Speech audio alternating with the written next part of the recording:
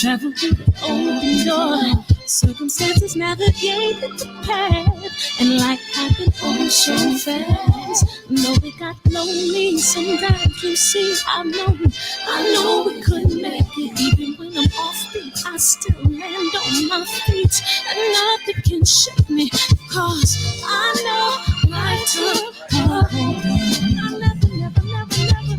This is where I am destined to be. I'm not ready to give up. I believe in the miracle of life. Life's a break with no rehearsal. Learn quickly, they'll come for yo. Games can play, can't take it personal. Cause the devil is a liar. I'm telling you the truth. It's all in what you do. Some things you gotta do. Fight for millions. Second, see the blessing in it. With much expected, much is given. One to make the living, now I'm giving back to children. Never let the power come first before your happiness. Yes, you can be the best if you go the distance. Mix a little sweat with your persistence. You know that the best things are never instant. Just shine, let them see your brilliance. Get up, open up your eyes now. It's the moment of truth. No backing down.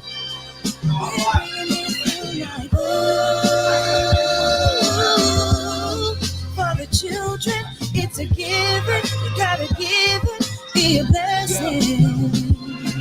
This my personal statement. Run the game like I'm aces. Learn to develop patience, determined to be the greatest. Yeah, bobbing and weaving, they changing up like the seasons. Indigenous to the grind, so I do it for all my people. Jabbing the competition, back up against the ropes. You fighting for recognition, I'm fighting just to promote equality where we lack it. While cancer slowing our road, I'm confident we'll make it. We focus on common goals. Yeah, give back, give love, giving something away.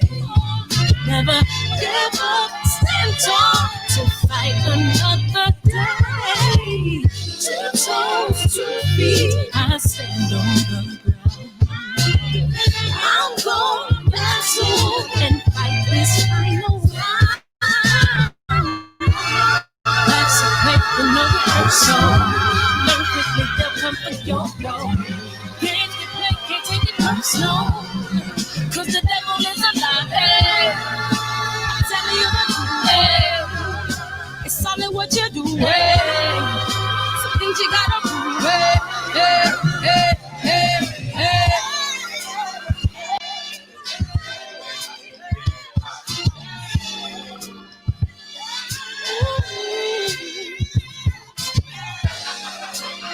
I'm gonna share all that I have and give to those in need. So we're gonna win this battle, fight that disease. No more kids, no children leaving us that's young. We've got to keep it open.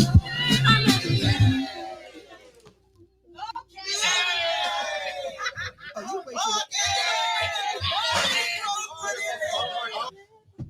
Great job. Yay. Oh my God.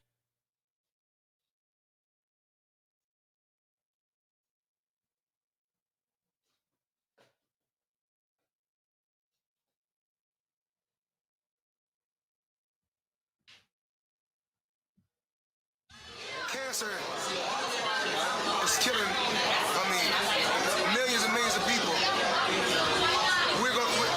Me and my team, along with Sam Watson and his team, we're going to stand together and fight this disease. I Come this way before. travel through the open door. Circumstances navigated the path, and life happened oh so fast. No, it got lonely. Sometimes you see, I'm Hey, barbershop conversations, man. Feel free, hit the subscribe button so you can see I'm moving and shaking and shit, man. I appreciate everybody coming in here tonight, man. You already know what it is, man. You already know what it is. It's DB's birthday. You already know it's DB's birthday, and we had a robbery without a gun last night, man. That's what everybody's talking about. We had a robbery without no gun. You know what I mean? Like, damn. How the hell did Rollie win that fight? Come on, y'all. We got to keep it a buck, dog. Rollie didn't win that fight, dog. Like, it's just no way, no how did Rollie win that goddamn fight. And we gonna hold up the phone lines because it's all about y'all, man. This is why this show is special. Because y'all motherfuckers get to come out here and say exactly what you thought when that announcer said 118, 110. This is why this show is special, dog. This is why we are in the barbershop, man. And y'all can say how you feel and feel how you say, man. The phone lines is officially open, man. We gonna have some guests pop in, man. It's DB's birthday. DB gonna put his Cash App in the chat, and we gonna make sure he can afford a little something tomorrow. You know what I mean? And yeah, man, we gonna do it just like that. You know what I'm saying? I'm still getting used to this setup, so that's why I knocked over the camera and shit. I'm still getting used to navigating this new space that I created for us. So that's all that's going on. But yeah, man, it's let me put the phone number up, man. Dog, highway damn robbery. And here's, I want to put some more coals in the fire. Conspiracy theory alert. What if Stephen Fulton's test wasn't really positive? Because we know Leo was a Floyd Mayweather fighter, right? What if that was a fake test to secure Leo's fight? Angelo Leo was his name. Angelo Leo, I think that's his name or something like that. Imagine that. That shit was a joke, dog. Are you ready in the back? You ready? You ready, coach? Thumbs up. I can't hear you. Only can see you. Thumbs up. I can't hear. Only can see you. So you got to give me a thumbs up if you're ready. Yeah, man. It's beyond my own understanding, dog. And guess what? It's all about y'all tonight, man. Feel free to call in. I'll tell you what I thought. It said 115, 113. I was like, oh shit. I don't know who won the fight. Then it said 116, 112. I was like, oh, that guy won. No doubt that guy won. No doubt in my mind that guy won. 118, 110, guaranteed that guy won. And I came into the fight rooting for Rollie, right? Because, you know, he's more popular than the guy. I know who he is. I done hung out with him at a party or two. And I'm like, oh, but like I always say on this channel, I don't care how much you dislike Floyd Mayweather, Andre Ward, them was some motherfuckers. They can box their ass off, fight their ass off, and you got to give them what they earn. And I was like, that guy that came in the other corner earned that win. And I was like, oh, he won. And I just casually just was flat out as shocked as you guys were. Rollie garbage. Rollie is garbage can juice, man. Rollie garbage can juice, man. Stay ready. Ain't that bad, big homie, is it? You might need to give him some ammunition, big homie. You know, yo, Patty Dean in the building, man. Ski mask way. Woo, man. Take him back to the 90s hip hop. Did it the ski mask way. That's what I'm talking about. Ski mask way. Y'all need to get up on y'all biggie. You know what I mean? Man, shit. P Good, where you been? I saw you in some other chats, though, so you ain't missing too much, big homie. Yeah, man. Wireless Bud. Salute, King, for your consistency. Salute. I'm going to the mailbox on Tuesday. On Tuesday, we going to have your earbuds. we going to promote your earbuds. Black-owned earbuds, man. Make sure y'all in the building. Salute, King, to your consistency. You ready, coach? Thumbs up if you're ready. He ain't ready. Yeah, man, he's still doing something. But yeah, man, it's just highway robbery, dog. Highway robbery, man. Hey, hey, somebody sent me a text yesterday. I'm talking to other people via text yesterday, right? And someone said, what does Rollie need to do next?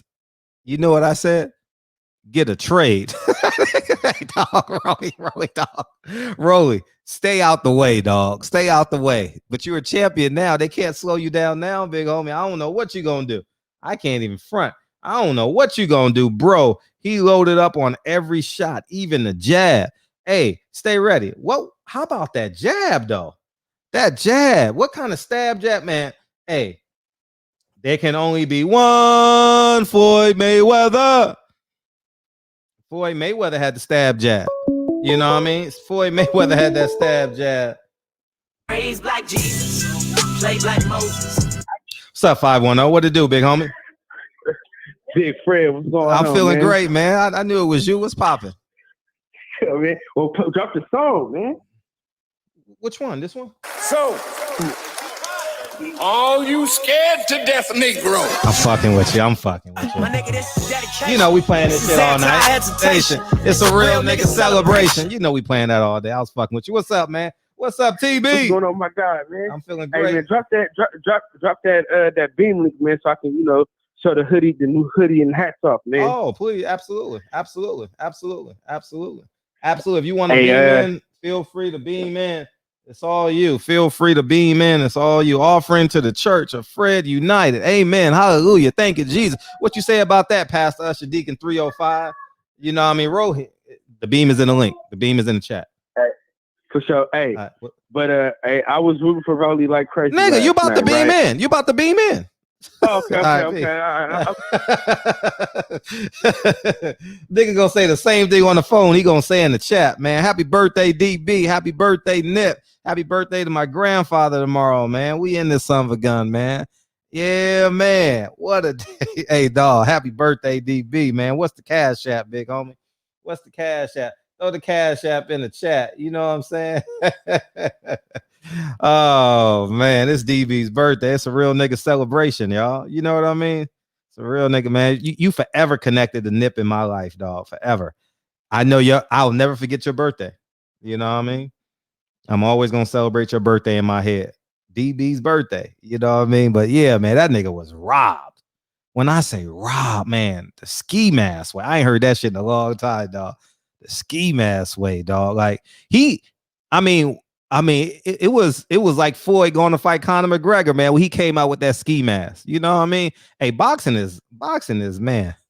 Hey, now we got our answer to Chavez and Meldrick Taylor. He wasn't gonna win anyway. How about that? Meldrick Taylor wasn't gonna win anyway. No matter he was up 9 rounds to 3, he still wasn't gonna win. You know what I mean? Shit, man, it's just absurd, man. What the hell is going on, man? Like, man, just when hey, I'm telling you, man, that Showtime curse is real. That Showtime curse is ultra real, man. Anytime you go against me in the culture, anybody that goes against Frederick Hawthorne Barbershop Conversation when he stands for the culture, you will have a slow, painful demise. Guaranteed. Guaranteed. You want to call the zone and ask him? Yeah, I want to call the zone and ask him. Because Fred don't stop, dog. Fred don't stop. Every time I look in the mirror, I ask my boss a question. Shit, man. Every time I look at, every time, dog. Every time, dog. That's the only time. That's it, man. You know what I mean? See the phone line. Hey, Reggie Owens had an epic reaction too, dog. Reggie Owens had an epic reaction. Reggie Owens had an epic reaction last night, dog. Epic reaction. What's up, Kyle? I'll get you next, Terrence. What's up, Kyle? What's up, now? You gotta get that Wi-Fi situated. Nah, you gotta get that Wi-Fi situated. Oh, man, you know. Yeah. No bueno. Yeah, man. Man. You got bad connection, man. You got yeah, man. DB. I didn't get the DB Cash App. You got to keep on dropping it, DB, because you know I'm multitasking. I don't see every chat and shit. But yeah, man, we dog. Hey, these reactions are priceless, dog. Hey, even Badu Jack. Let me kick him out. Even Badu Jack, who is for Mayweather Promotion, said, "Hey, can I get those judges too?" Floyd made a call that night. I'm telling you, Floyd made a call that night. Was like, "Hey," allegedly made a call like, "Hey, hey, Steven Espinoza, you know, run that play, run that Randy Moss go long, man. It's 3rd and 27, man. We need that 3rd and 27 play. You know what I mean?" We need that 3rd and long, man. Hey, Steven Espinoza, man. Hey, throw it long, dog. Just throw it up. Hey, dog. It is, man. That's, hey, if you think Rollie won that fight, please call in. If you think Rollie won that fight, please call in. Oh, perfect. Oh, man. What up, man? So, all you scared to death Negroes. What's up, man? What's up? What's up, dog? What's up, Fred, man? Hey, man, that shit last night, man, was bad for boxing, man. For boxing to turn the way it did, because the fight was good. I can't take away that. I like what that dude brought out there. I can't take nothing away from Jackson Moranez. He went out there, displayed why it's important to learn the essentials of boxing. Rollie ain't been trained properly. And it exposed a lot that you can't bring a guy in here with just one pistol into a damn combat. You need tanks, you need helicopters, you need jet planes, you need infantry, you need everything. He didn't have nothing but artillery that was off target. That's all Rollie came into this game with in his tool bag.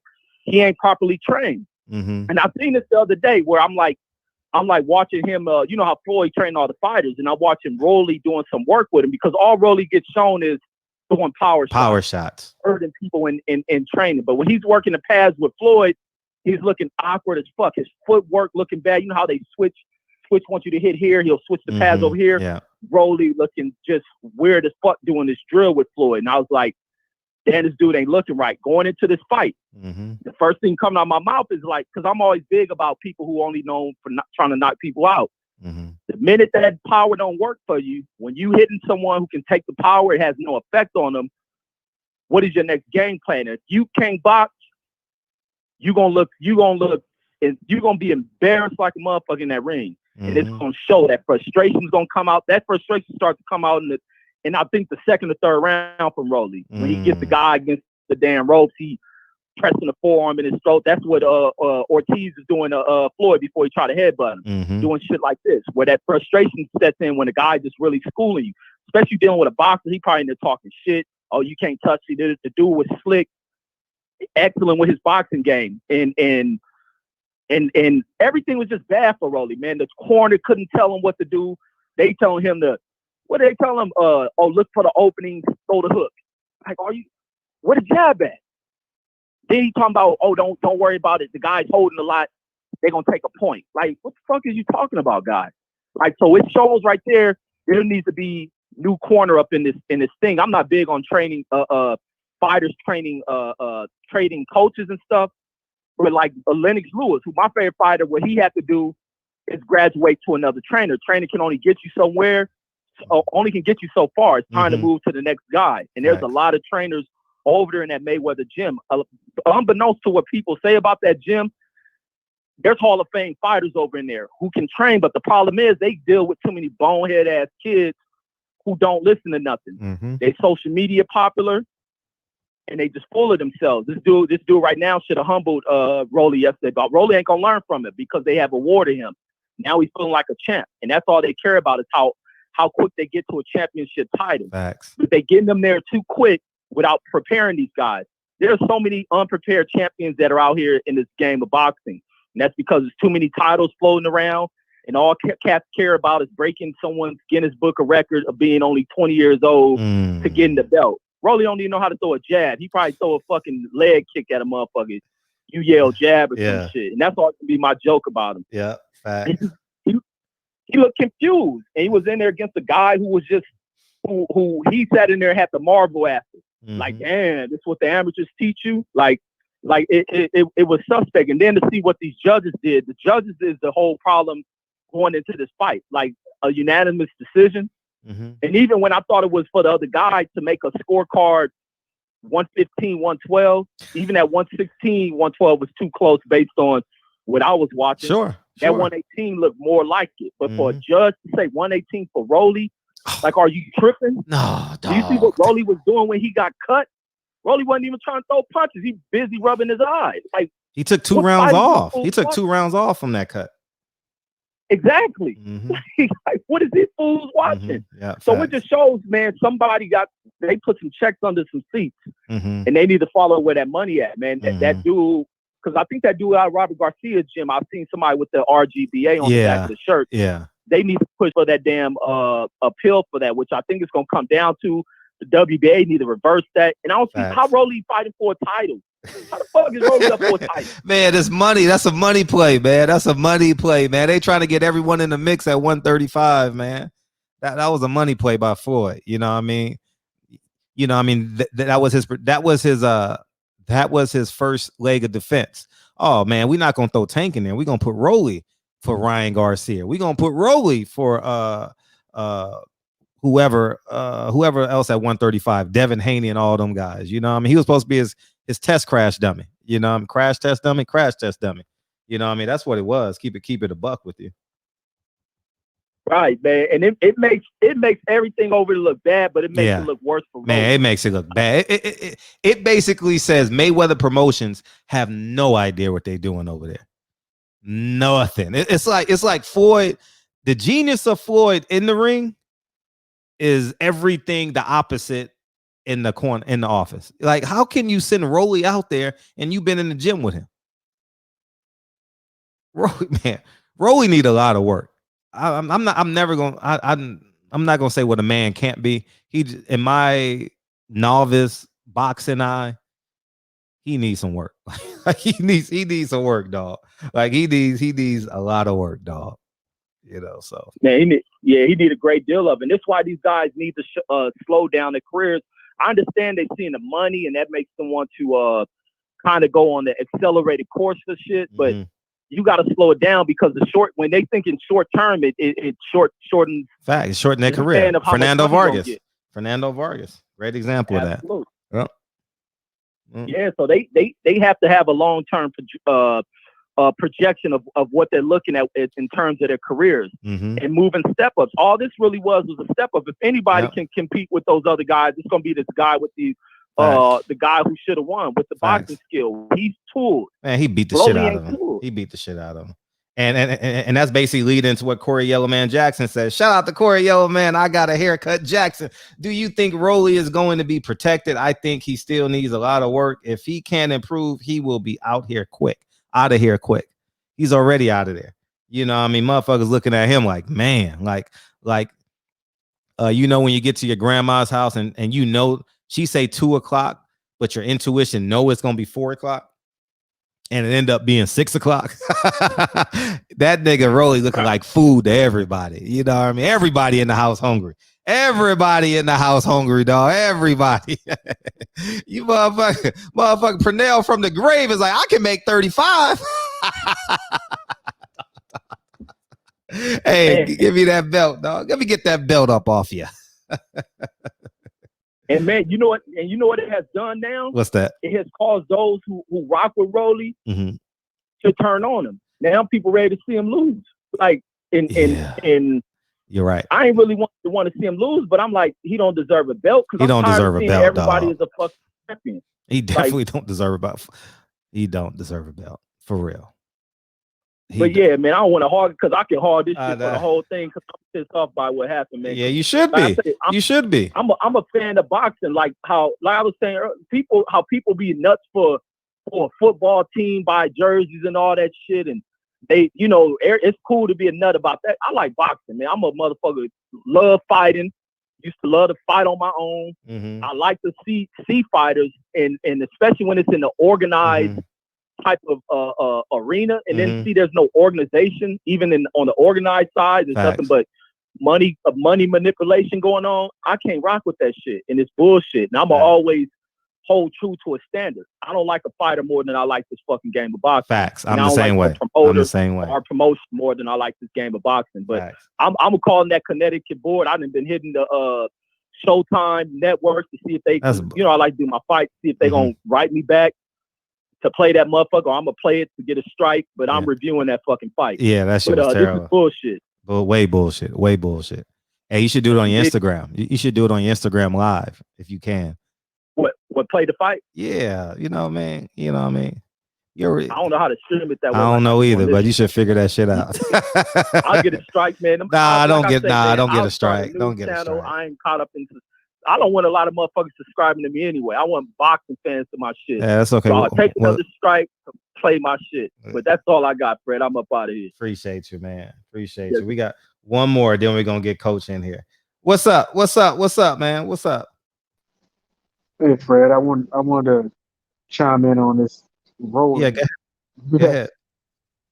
Hey man, now I've been in the boxing since USA boxing when they had boxing on USA. Oh, you was a Dan Raphael fan, huh? I mean, when they had Roy Jones and Obakar and all them on USA. Obakar. When they had when Sugar Ray came out of retirement to fight Donnie Lalonde and knocked him out, you know what I mean? When back when Mike Tyson was Mike Tyson, you know what I mean? When Cuss was still alive, you know what I mean? When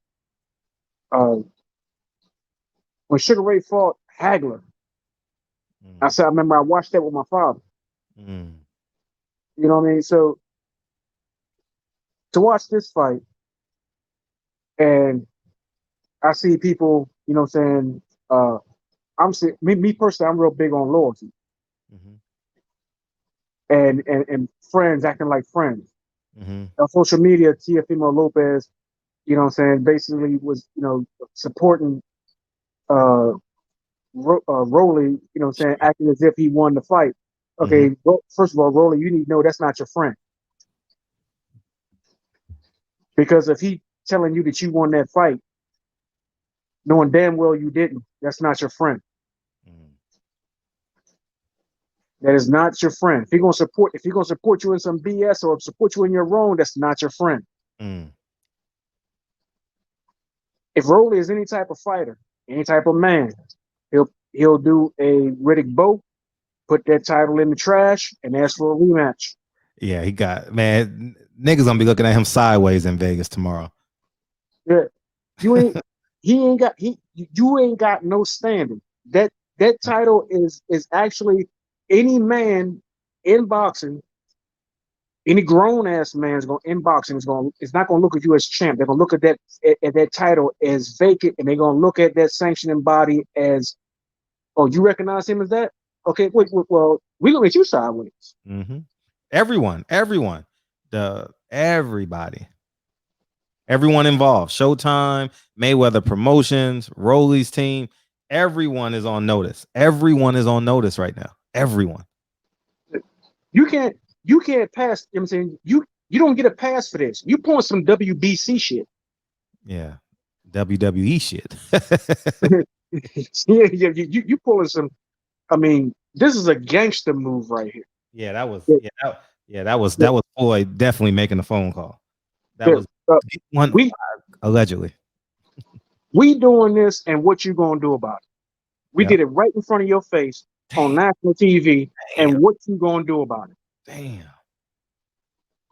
You ain't gonna do nothing about it. We did it. We did it right in front of your face, and what you gonna do about it? And you got a subscription to this channel that you just watched. And what you gonna do about it? That's all I have to say for it. I appreciate you. Ready, Coach? You ready, Coach? All right, cool. What's up, Coach Kev, man? What's up, man? Boy, man. I've been trying to get on here with you, man. I ain't on top of all this high tech, stuff. So it took us a minute, but we on now. What's happening? Oh, what's happening, man? We talking about Rollie, man. We got Coach Kev in the building, man. We talking about Rollie, man. What was your thoughts last night when you watched that? Fight?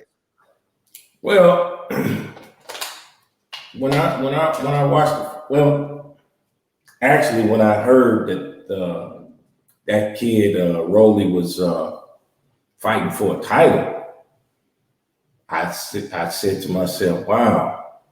I mean, I watched him fight a few times, and I saw a kid that was raw, that needed a lot of work. Mm-hmm. I mean, he's nowhere near polished enough to be fighting for a world title. Mm. And last night it just showed. You know what I'm saying? And you can't blame the fighter for taking an opportunity. I mean, they gave him an opportunity to win a world title, but the handlers, if you're real boxing people and you know this business and talent when you see it, you know how to develop a fighter, you know how to match make. These are all the type of things you need to have real experienced boxing people in your organization when you investing money in young fighters and trying to develop them and get them to the point to where they can become champion. Mm-hmm. A lot of steps was missed when you look at what you saw last night. I mean, because this kid clearly wasn't ready to be in a world title fight because he's just not there yet from a skill set standpoint, and he got exposed. I mean, the kid. That kid boxed circles around Rollie last night, and everybody saw it. And I mean, that's why that whole thing is. I haven't seen a decision like this go viral in a long time, but it was so horrible that the thing is going viral. So it's very viral. And here's the question: where do they go with this kid now? Well, where do you go with this kid? You know what I'm saying? I mean. You've put a world title belt around his waist, so you can't go to the developmental stage now with him. You've strapped the world title around his waist. So I'm hearing that they're gonna do the right thing and do the rematch, because the other kid deserves the rematch because he clearly won the fight. So but I don't knock Rollie per se because he's just a young fighter, and these young fighters they're young, and nowadays everybody wants everything fast. We're living in this social media stage, in this microwave world where everybody wants it like that.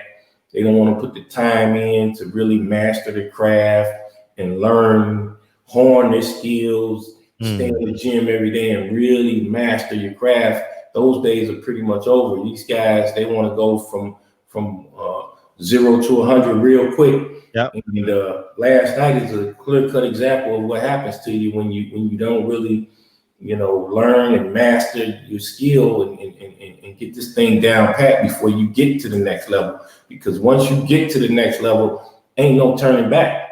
You know what I mean? So hopefully they'll work it out, and they're talking about the rematch, and I mean, I don't see it getting any better for Rollie in a immediate rematch. I don't see that fight looking any different. All he can do is do the same thing he did in this fight, and that's the hope and wish for a land that one punch knockout. You know what I'm saying? I mean, and that can happen. I mean, I just had a guy a couple of weeks ago, my fighter. Yeah. Marcos Escudero won fucking 8 out of 9 rounds and got caught with a shot and the fight was over. So it can happen, but you don't go into a fight planning, to land the knockout blow if you have somebody that can work with you and really teach you the skill sets of showing. I mean, Rollie's got power, but he's not even trying to set the power up, man. He doesn't even know how to set. Doesn't know how. Yeah, he doesn't know. I mean, it's just But he had 10 fights going into that fight, or 11 fights going into that fight. Yeah. So, you know, what would you rate his boxing ability? I mean, what do you mean? I mean, I wouldn't put a rating on his boxing ability, but I would tell you this: he's got a long way to go, man. And I'm telling you, he got a long way to go. He's got a lot of work to do. I mean, in terms of competing at the elite level, at the world championship, world class level, he's got a lot of work to do. And last night he showed. You know, I mean, the kid he fought was head and shoulders. From a skill set standpoint, was head and shoulders above him. You know, so, but you know, what are you gonna do, man? You know, it's boxing, and you know, we want to get boxing back and create a buzz, but we don't need it like that. You know what I'm saying? We don't need we don't need any more negative buzz. You know, around boxing, and I mean stuff like what you saw last night is just, you know, that doesn't bring us fans. You know what I'm saying? Correct. You know, you're trying to get people to really get back involved in the sport and get the casual fans back to the sport, and you get a group of people who sit around and watch a fight, and they sit there and look at a fight, and they say, well, damn, I know the guy in the blue corner won that. He dominated that fight, and then they raised the guy in the red corner, and that turned people off. So we big time. Yeah, we got to get this thing right, man. We got to find a way to get it right, you know. So, you know, but you know, there's some positives. You know, we got a lot of big fights coming up. You know. Yeah, you got one coming up September 19th. Yeah, we got and it's you know, it's a bigger fight than what people really realize, because you know, it's the WBC mandatory, you know, and the winner of Lubin and Gaucher is the mandatory to the winner of Charlo and Rosario. And, you know, a lot of people don't realize that. Sure. You know, so it's, you know, we take care of this business September the 19th. You know, we're not asking anybody for a rematch if it's Charlo that wins, or we're not begging Rosario if he was to win the fight, he's the unified champion. We're not begging either one of those guys to get in the ring. They gotta get in the ring with us. So all we gotta do is take care of business on September the 19th, and the winner of Charlo and Rosario, they gotta, you know, we gotta see them. And ain't no ifs, ands, and buts about it. The only way out of it is they choose to give up the WBC belt. Other than that, if they want to keep the WBC belt, they got to fight the winner of Lubin and Gaucher. And, you know, we plan on taking care of business in a major way. Hey, the $1 million question is, are you fighting a Floyd Mayweather fighter? Nah. All right. You got a chance there. Shit, because Showtime may as well be Floyd Mayweather boxing channel. You know what I'm saying? Yeah, last night was tough. Oh, man. I mean, I found myself looking at that. I said, damn, don't they know the whole world? This shit is live on national TV. The whole world just watched this boy get whooped.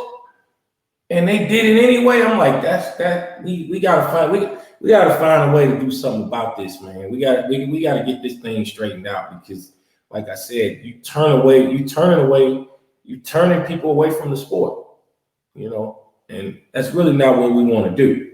Nah, definitely not. It's so competitive, you know what I mean? Especially with UFC. UFC had a great fight last night, you know, and they giving us some hogwash, you know what I mean? Man, we need the best fighting the best, man. I think we're getting some great fights coming. The Charles is a good fight, but we got to pay for it though. You understand what I'm saying? It's a little bit. It's tough. It's tough when you're making a motherfucker pay $50 to watch some good boxing when the NBA players. The UFC making you pay for them. They making you pay pay-per-view prices too now. Yeah, true that. I agree. Yeah, that's fair. But NBA playoffs is gonna be in the fucking conference finals. Shit, what you gonna do? What are you gonna do, man? That's like the conference finals time, late September. You know what I mean? Yeah, There's not too many things better than LeBron James. You know what I mean? Going, you know what I mean? So that's gonna be a challenge. And well, I think we got an opportunity here to make some headway. I mean, sure. Because I don't think we're gonna have a football season.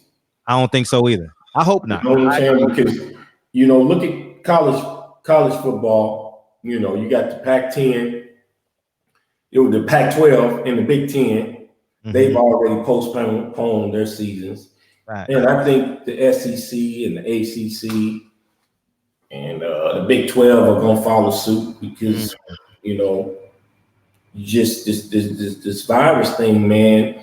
The only way you can do some major sporting events is to do it in a bubble, and you just can't do it. It's just too many players, there's too many coaches, there's too much staff on football teams to try to have a whole league in a bubble. You know what I'm saying? So if that football season is kind of postponed to like fall or whatever, that's a window open for boxing if they make the right fights. Right. To get some major exposure. It's a big one, especially on Fox, because don't be surprised if ABC and CBS and NBC ain't calling Al and Top Rank saying, hey, because if they don't have if they don't have college football, man, that's a void that's going to have to be filled with some programming, bro. Some sports programming. Facts. You're right. And we need live sports. We don't want something live. Yeah. So there's an opportunity there, but you gotta make the fights. You gotta make the fights, and I think we got some good fights coming down the pipe. Like I said, we got Lubin and Terrell Gaucher. That's gonna be a better fight than what people realize because the stakes are so high. And you got Charlo and Rosario. I mean, hey.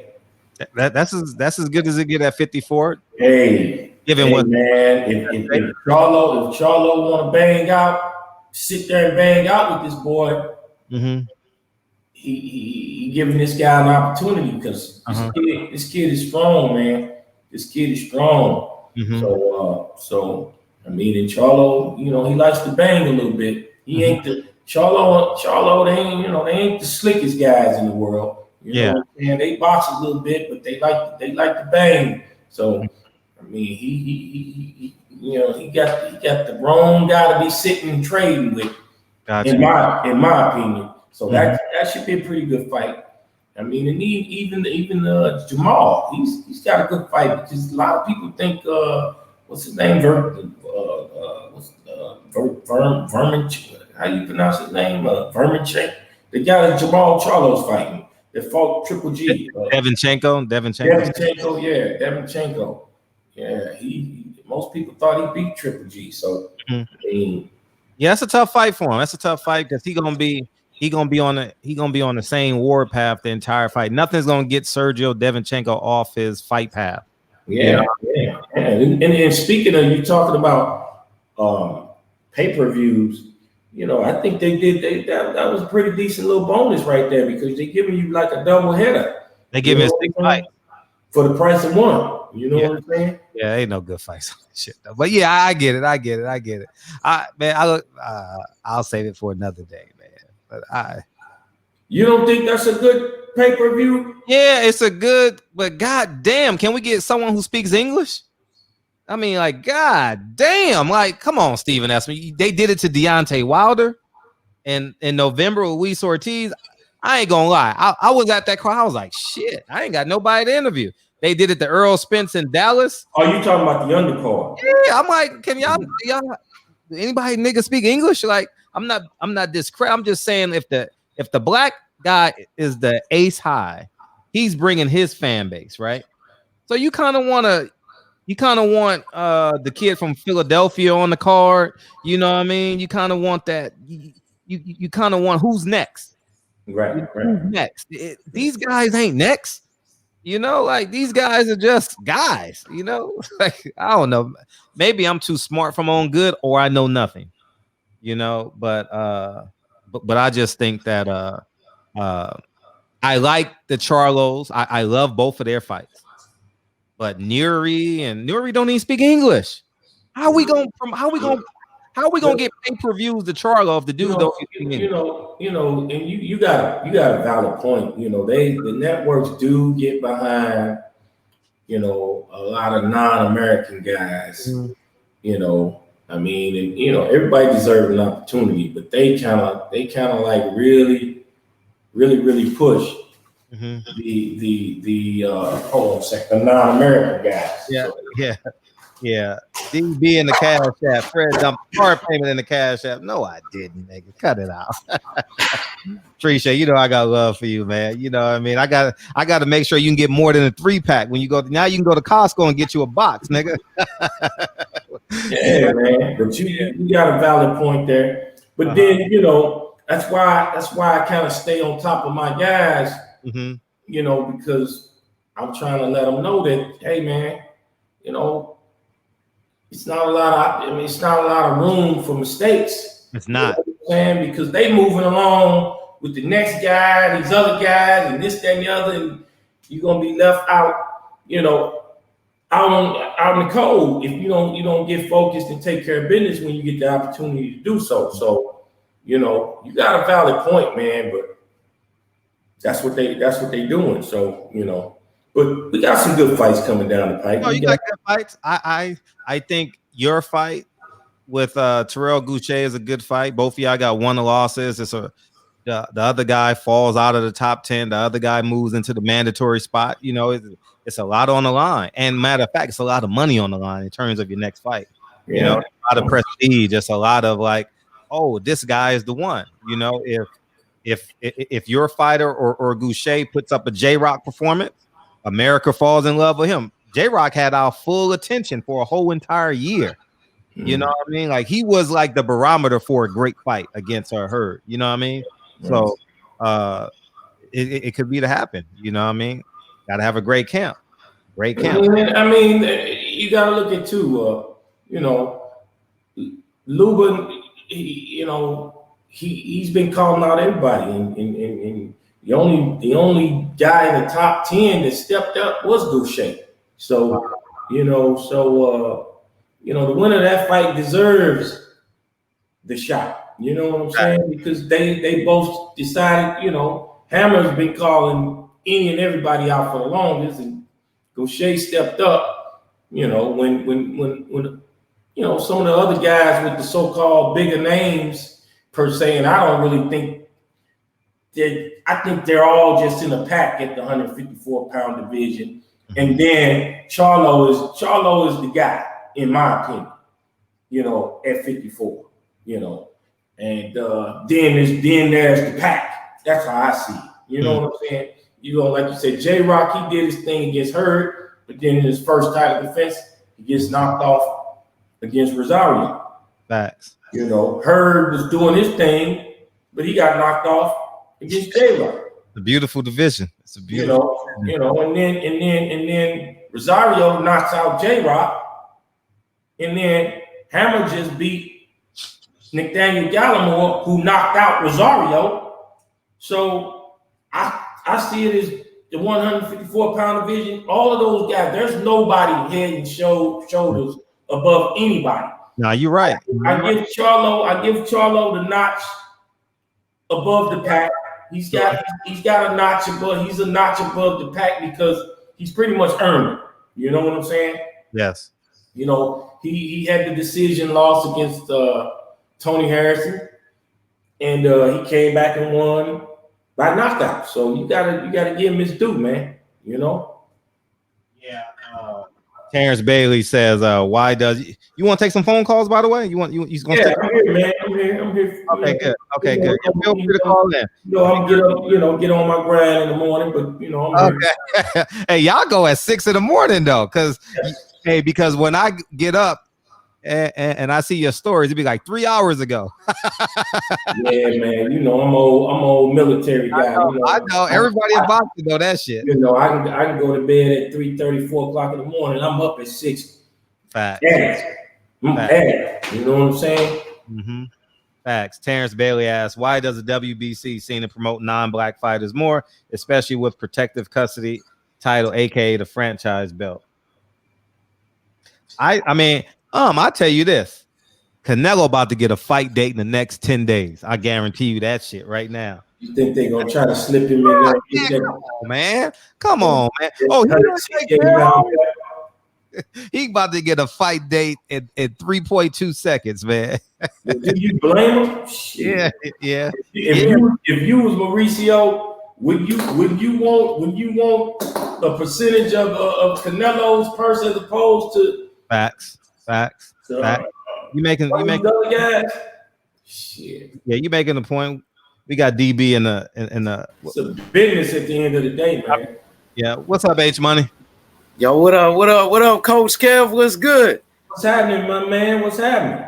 Man, hey, man, I'm excited right now. I'm going to be real because I've been watching Coach Kevin Cunningham for a very long time. It started off with Corey Spinks. You know what I'm saying? Undisputed welterweight champion of the world, man. Man, Corey Spinks was a problem, bro. I'm talking about slick southpaw. The man had tremendous footwork. I mean, some of the best footwork you will ever see. Seriously. He had a real elite skill set, that's for sure. Man, absolutely, man. I remember, Corey Spinks dancing to the ring like he brought so much excitement, and you was right there with him. You was right there with him.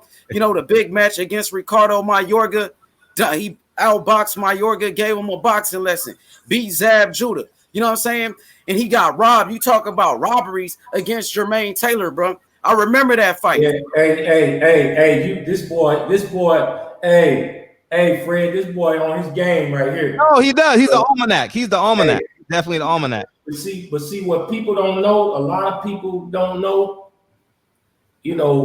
Corey was supposed to fight Floyd, and Floyd wanted to move up to 54 to win a world title in another weight division. Wow. So after we beat Zab, we were supposed to fight Floyd. They sent us the contract. Corey wasn't really happy with the money, but it was good enough. I told him, I said, look, bro, go ahead and sign the contract. Because we gonna call a bluff. So we signed a contract, sent it back. Week went by, we ain't heard nothing. 2 weeks went by. I said, see, that's why I told you sign a contract. Because he don't want this smoke for real. He just talking. Next thing we know, Floyd announced he fighting Carlos Baldomir. Yeah. He sent us a contract. We agreed to everything in the contract, signed it, sent it back. He never signed his end and went and fought slow ass Carlos Baldomir. So people don't even know that. So that's why I moved up. The only other big fight I had was moving up and fighting Jermaine Taylor at 160, which I said, hey, we knew Jermaine Taylor from the amateurs. We knew Corey could outbox him. But I said, if it don't go our way, we still got our IBF 154-pound title. We go up here and make big money with Jermaine. Since Floyd played us like that, we'll go fight Jermaine. And he went up there and really outboxed Jermaine. He just didn't get the decision. Because if you watch the fight, you heard Emmanuel Stewart in the corner. And if you go back and watch the fight, listen to what Emmanuel Stewart told Jermaine Taylor in the corner. He said, I told you not to take this motherfucking fight. So if a trainer's telling his fighter that in the corner in the 11th round, he damn sure ain't winning. Facts. And I remember that like it was yesterday. I remember the end of the 12th round, Corey Spinks celebrating. He run, he jump on you, you know what I'm saying? Y'all celebrating like y'all won the Super Bowl. That was for the undisputed middleweight championship. Just imagine, Fred. You know what I'm saying? Corey Spinks, undisputed welterweight champion. At 2. Go ahead. I'll let you tell you. Go ahead. Yeah. I mean, undisputed welterweight champion, jump up 2 weight classes, become an undisputed middleweight champion. They robbed that man, bro. Real talk. Yeah. But hey, man, Corey, Corey didn't have a lot of power. So going into every fight, I knew I pretty much wasn't knocking nobody out. So that's why we stayed in the gym working on the skill set, the craft. So he was so comfortable in there with his skill set that he, you know, he could sit right in your face and make you miss and make you pay. You know what I'm saying? So he outboxed a lot of guys. He was hard to beat, man. And that's why, you know, with Lubin, it was a blessing for me and him to hook up, because Lubin was always been a good fighter, but you know, he was a strong, more so brawler type guy. But he got with me, and we're enhancing his skill set. Now you got a whole, he's got a whole different set of tools in the toolbox, along with that thump. You know what I'm saying? Because Lubin got that thump, and now I'm bringing this whole skill set thing to the mix with him. And I'm telling you, you take care of Goucher on the 19th, and if Charlo take care of Rosario on the 26th, Charlo gonna be facing a whole different fighter in the rematch. I'm telling you. Yo, Fred, what was you about to say? No, I was just going to back up what you said about being undisputed in 2 divisions. That's all. Absolutely. And, you know, Coach Kev, man, you started off as a police officer, you know what I'm saying, in St. Louis. You know what I mean? Gave back to your community, saved a lot of kids, man. You know, this is when St. Louis was the murder capital back then. You know what I mean? Oh yeah. St. Louis is always in the top 2. The murder capital of the United States, always 1 or 2 in the United States. So it's a rough town, man, and you know, it's hard to come up out of that town, man, because I mean, and there's a lot of cities it's rough, but St. Louis is a real rough place, man. So it was a hell of a thing going back to the hood, but you know, it was nothing for me. I grew up in the hood. I was the same guy that my little guys was before I came out of the army and joined the police department. I grew up in the hood. I was a youngster in the hood, a teenager, a young black male in the hood, same situation. So, you know, I understood that. And you know, me and Fred, we talk all the time about, you know, I had to tell brothers when I was a cop, when I was a police officer, I used to roll up on the brothers on the corner, out there selling dope and doing their thing, and I would let them know. I was like, hey, man, let me tell you something. Now, I'm rolling up just to let y'all know, y'all need to get off this corner because they about to come through here in the wagon and scoop up everybody. So I'm telling you, you know, don't move out and, you know, do your thing somewhere else, but, you know, this, that, and the other. But if you don't have a person that understands that environment, grew up in that environment, he ain't trying to roll up and communicate with them guys like that. He getting out the car, going upside people's head, putting them in handcuffs. So, you know, that, you know, we need some of our people on the inside to be able to help, you know, deal with some of this stuff. And I think that would eliminate a lot of the stuff we dealing with in terms of, you know, police brutality and a lot of stuff that's going on within that criminal justice system. We need a lot of us to you know, come back and go do those jobs, because a lot of us in the black community, man, I don't want to be no cop, I don't want to work in the criminal justice. But if we ain't got someone else in there that thinks like us, that understands us, we don't stand a chance.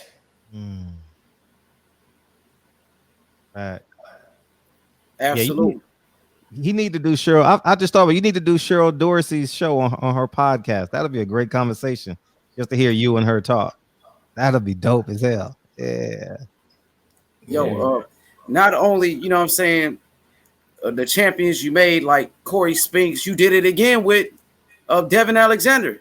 You know what I'm saying? You did it again. And I remember Alexander was there, you know, when Spinks fought against Zab. He was right there in the corner. He was a youngin' then. You know what I mean? I don't know. He was in the 9th grade. He was in the corner when Corey won the undisputed welterweight champion against Mayweather. He was in the 9th grade. He was carrying the IBF belt out the dressing room.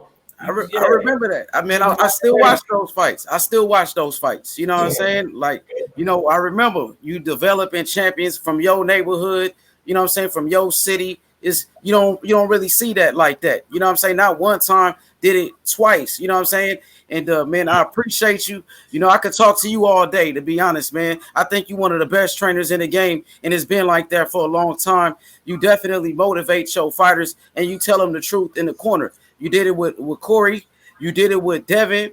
You did it with AB. You know what I'm saying? Telling AB, let your hands go. Against Jesse Vargas, let your hands go. You know what I'm saying? You was on them, bro. Like, I appreciate that for real, man. And, you know, your nephew, Darren Cunningham, DC3, they better watch out. Yeah, they better watch out. Yeah. He come through every now and then. He out there with the Haneys doing his thing. So, you know, he come through. I holler at him every now and then. We rap, you know, so he gonna be all right, you know. He a real sharp, little skillful little fighter. So he just got to take his time, and he gonna get there. But I'm working with Devin Haney Promotions. You know what I'm saying? So yeah, he get that bag, baby. Hey, I'm gonna do an interview with your nephew real soon, man. We gonna make him a star. Promise you that. Yeah. Bill did a hell of a job, or he's doing a hell of a job with his son, man. You know what I'm saying? They done maneuvered themselves into a real nice position. You know what I'm saying? And he's young. I talk about Devin every day in the gym, man. I was like, hey, man, you know, you know, they talk about Devin, Tank, and Teofimo and Ryan. I said, but yeah, man, you know, Devin got that work ethic, man, and that's gonna be hard to beat, man. I'm telling you, this kid, not that I know of, he ain't out partying, drinking, none of that, you know. And he taking his craft serious, and you know that's gonna be hard to beat, man. Absolutely, you know, Devin, that's my favorite fighter right there. That's my favorite fighter. Live in the gym. Now, I'm not saying he's the most talented of all them guys, but from a work ethic standpoint, that takes you a long way, man. Facts. I agree. Absolutely. And you got another future world champion, Erickson Lubin. You know what I mean? They better watch out at 154. He coming. You know what I'm saying? Hey, I'm gonna tell y'all right now, he can ready to handle his business September 19th. I'm telling you right now. He better. Make sure you come back September 20th. Come back September 20th. Handle his business. I'm telling you. September 20th. We need you and Erickson on the show. September 20th. Yeah, man. You specialize. He specialized with those southpaws, Fred. He specialized with those southpaws. Corey Spinks, Devin Alexander. You know what I'm saying? Erickson Lubin now. You know what I mean? Appreciate it. I know you work with Tank and with a fight with Tank. You know what I'm saying? So speaking of Tank, you know, when I had him in camp, you know, I worked a lot with his skill set because I know he's a natural born puncher. So I didn't waste no time on working with him on power. I was shocked to realize that he had so much talent and skill. I thought, just like everybody else, he just guy that's trying to come across the ring and slug and bang. But nah, Tank got skills for days, man. And if he got somebody that can bring them skills out of him, he gonna be, oh my God, man. I'm telling you, he got skills for days. He might not use them because he rely on his power a lot, but it's there. You know what I'm saying? Matter of fact, Fred, you got a little video clip of me and him getting down a little bit, didn't you? Yeah. He a bad motherfucker. And I actually see, I tell them all the time, I've been to a Tank sparring session. He beat the shit out of two guys. Mine was there, skill set is there. I'm being honest. And then I see him in Vegas now. I'm like, nigga, who is this one-shot pop guy? Who is this guy just roaming around the ring fighting at this snail's pace? Like I was kind of taken back at he's kind of regress the word? He's kind of regress backwards. And I'm like, I didn't like the fact that Tank, because Tank like be making you shoot high, he punch low, he slip uppercuts off his straight left. Like I ain't seen none of that. You know what I mean? I haven't seen him throw a left hook. I haven't been impressed with what I've seen in Vegas. I just hope that this is just like a small clip of what he's actually doing. I would hope that they would use. I actually did a video. I actually did a video on you, Coach Kev. Actually, now that you brought it up, I said since he's in Vegas, he should use Coach Larry Wade. Since he's in Vegas, Larry Wade has done a phenomenal job with all his guys. You know, and then I said the best shape I've ever seen Tank Davis in was when him and Broner was in camp together, and y'all had the chef. Y'all was eating the egg whites, and I followed the whole shit. You know what I mean? Adrian Broner had his camera team up there, and 25-8 it was, or something like that, 24-8 or something like that. Yeah. And I think that he should bring this super team together. You know what I mean? If money ain't a thing, you know what I mean? If Floyd is on his JD, you know what I mean, and Jay-Z, shit, if money ain't a thing, make it happen, because there's a lot riding on Tank's success. Well, here's the thing, man. You know, me personally, I don't like working with a whole lot of coaches. You know, that ain't my thing. You know what I'm saying? So, you know, if you want to work with me, you know, and I choose to work with you, I know what I'm doing. You know, my track record shows I know what I'm doing. And but you gotta get with the program, you know. So that's what it is with me and my camp. Everybody can't handle, you know, coming down there and having to, you know, get with the program. Sure. You know what I'm saying? So, you know, yeah, you got guys that went down, came to my camp, I trained them, they look spectacular. No weight problems, look great and all that. He was a pound under. I was shocked he was a pound under. But I ain't just talking about no individual. That was 130. I'm just saying. I ain't talking about no individual. I'm just saying in general, some guys can't handle coming and dealing with a structured disciplined program, man. Even though they look spectacular when they came out of it, look great, look tremendous in the fight, weight, no problem. But they can go somewhere and do what they want, how they want, everybody kissing their ass. They rather deal with that type of situation. Even though they looking bad, they still rather deal with that type of situation. So, hey, you know, to each his own. Right. I just hope they get it right, man. I actually have, if you look at my calendar, because I genuinely care about Tank. I don't know. I don't give a fuck what nobody say. He reminds me of one of my students. I tell him that shit all the time. I have my calendar circled October 23rd. It's on my calendar right here on my desk. And I'm very concerned about October 23rd. October 23rd is going to tell us a lot about Floyd Mayweather as a staff, as everything in terms of the business of boxing. Everything. October 23rd is going to say a lot. And I'm very interested to see what that scale says. See, look, here's the thing, man. we living in a new generation, man. We're dealing with a different generation of fighters. And you know, these guys, they caught up on this whole social media thing.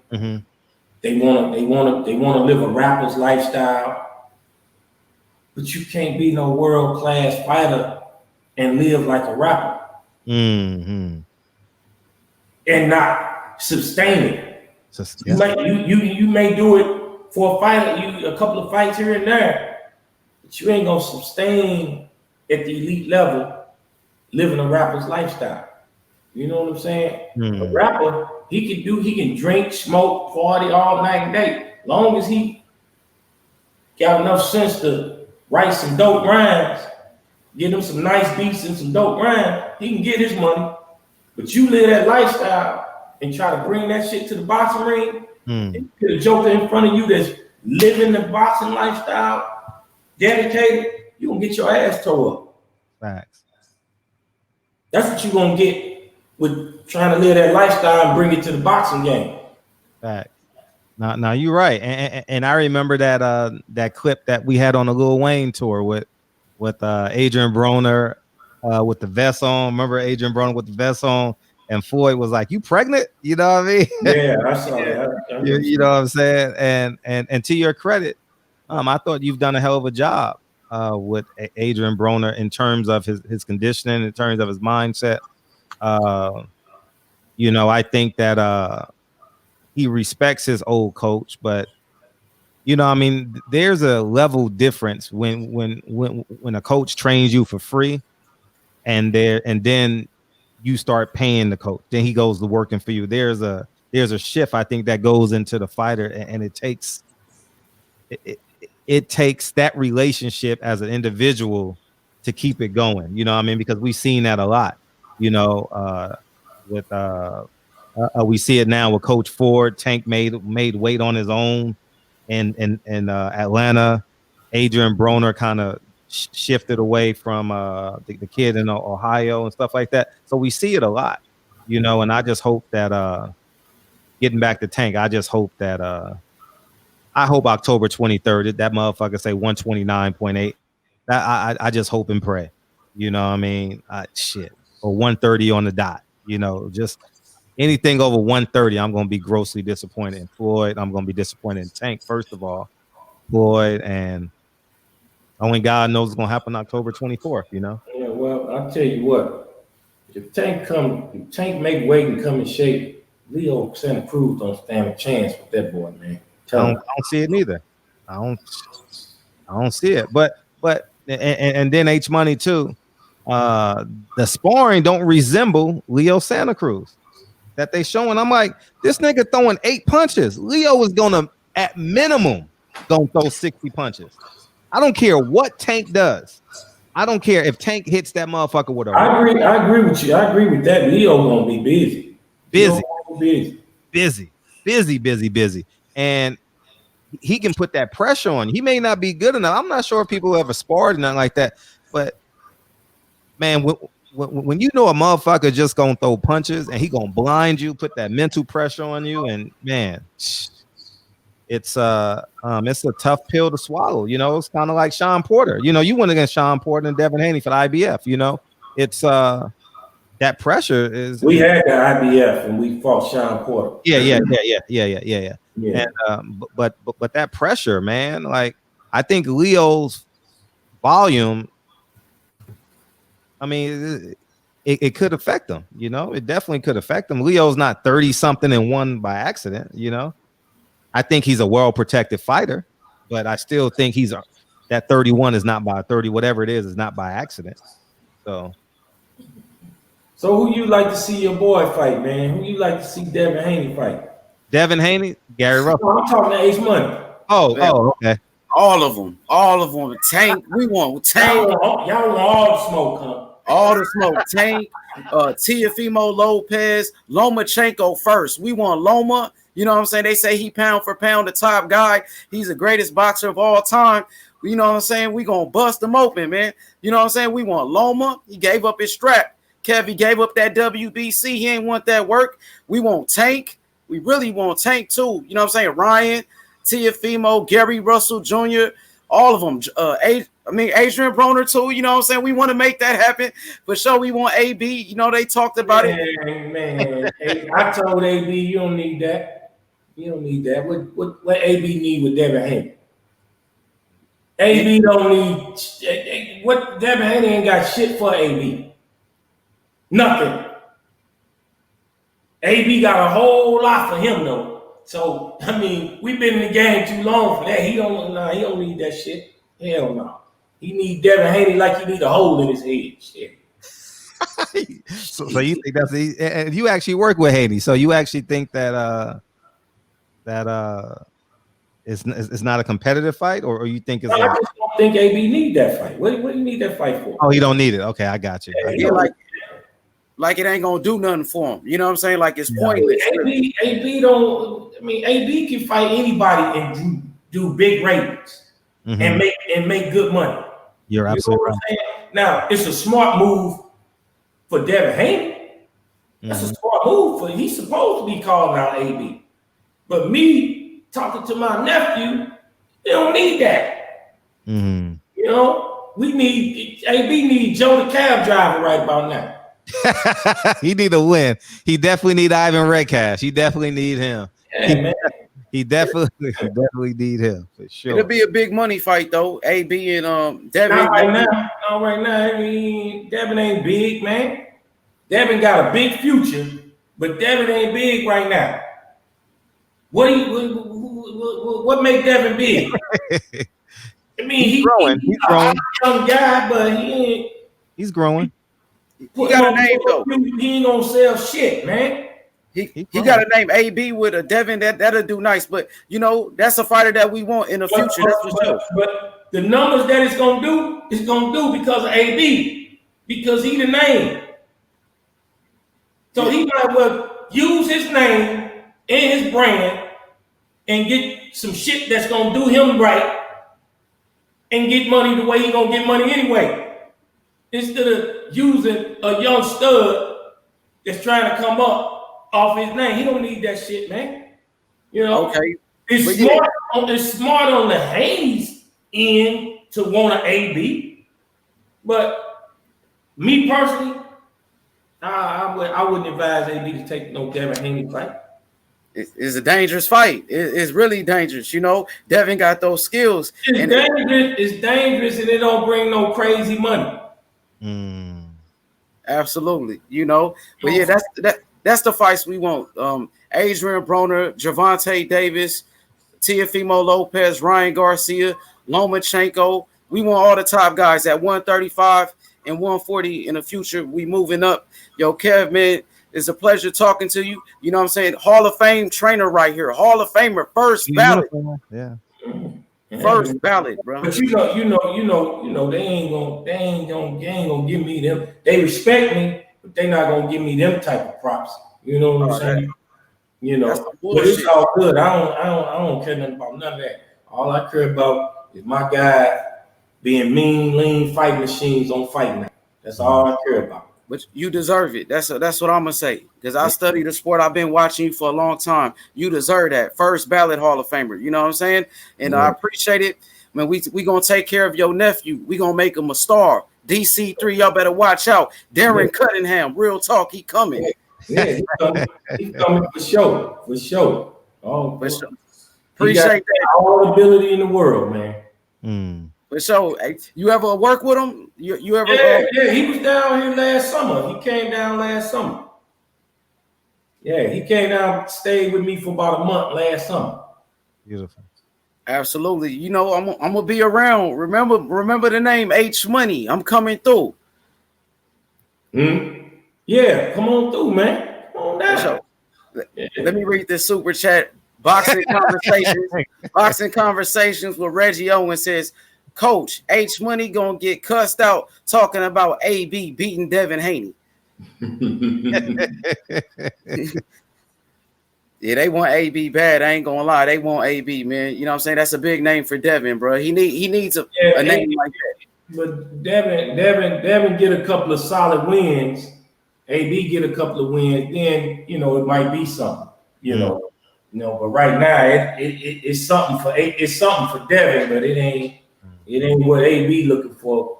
In terms of a fight or in the checkbook. You know what I'm saying? I think it's gonna happen in the future though. It's gonna happen when Devin move up to 140. You know what I'm saying? It might happen. He'll probably have a few big wins under his belt. His brand will be a little bigger. You know what I'm saying? Some of the casuals fans will start knowing who he is, and then you got some.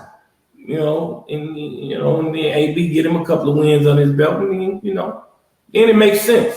But it's got to make sense. AB at the point in his career where it ain't about no tough man contest. This shit got to make sense, man. If it don't make dollars, it don't make sense. It ain't worth doing it, man. Absolutely. That's what you say. You saying like right now it don't make sense for him. You know what I'm saying? So it ain't gonna do nothing. So it's no point of doing that. But for me on my side, Team Devin Haney, we want that. That's perfect for us. You know what I'm saying? You're supposed to want it. Yeah. Hell yeah. If you can get it, you're supposed to get it. For sure, Coach. Appreciate it, man. Appreciate it, Fred. Thank you, man. That's easy. For sure, much love. Appreciate you. Hey, Coach Kev, since Sean Porter is fighting this upcoming Saturday, how did y'all prepare for Sean Porter? And what's his plus and minus chart? Well, I mean, we prepared for Sean to come with a lot of pressure, but Sean comes, it's not just pressure.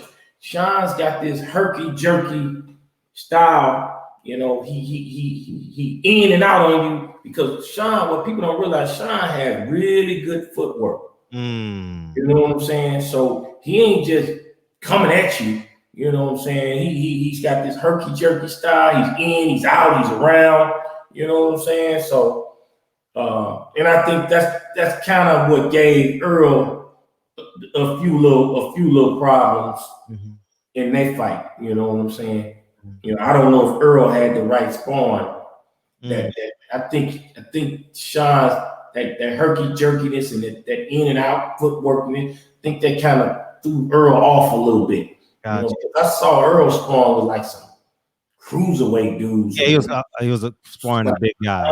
That ain't the rhythm you're gonna get out of Sean Porter. So and I saw it in the fight, even though Earl still won the fight, but you know, Sean gave him more problems than what people thought he would. What's your take on Terence Crawford and the whole welterweight division? I think Terence Crawford is a bad boy. I think he's a bad boy. He just, I mean, it's a shame that you know, he ain't in a position to really get the big fights so he can really solidify his legacy, because that's where he is right now in his career. Yeah. Solidify his legacy and solidify his bank account, because he may be satisfied with what he's getting, but if he was fighting the fights that's out there for him to fight, he'd be making double what he's getting. Easy. Easy. Damn. Yeah. Damn, right. We got a beam in. What's up, Terrence? And how you doing, Fred? What's up, Coach? What's up, my man? Hey, I got a couple questions. First of all, I'm gonna give you props for all the work you do and your lineage, your legacy in the game. Appreciate that, my man. Appreciate it. So, my first question is, would they come and fight with Tank and Leo Santa Cruz? Santa Cruz has a history of throwing in upwards of 100 punches in a round, and with that type of value, and Tank's recent, well, we've seen it in sparring, I guess. I don't know, but his recent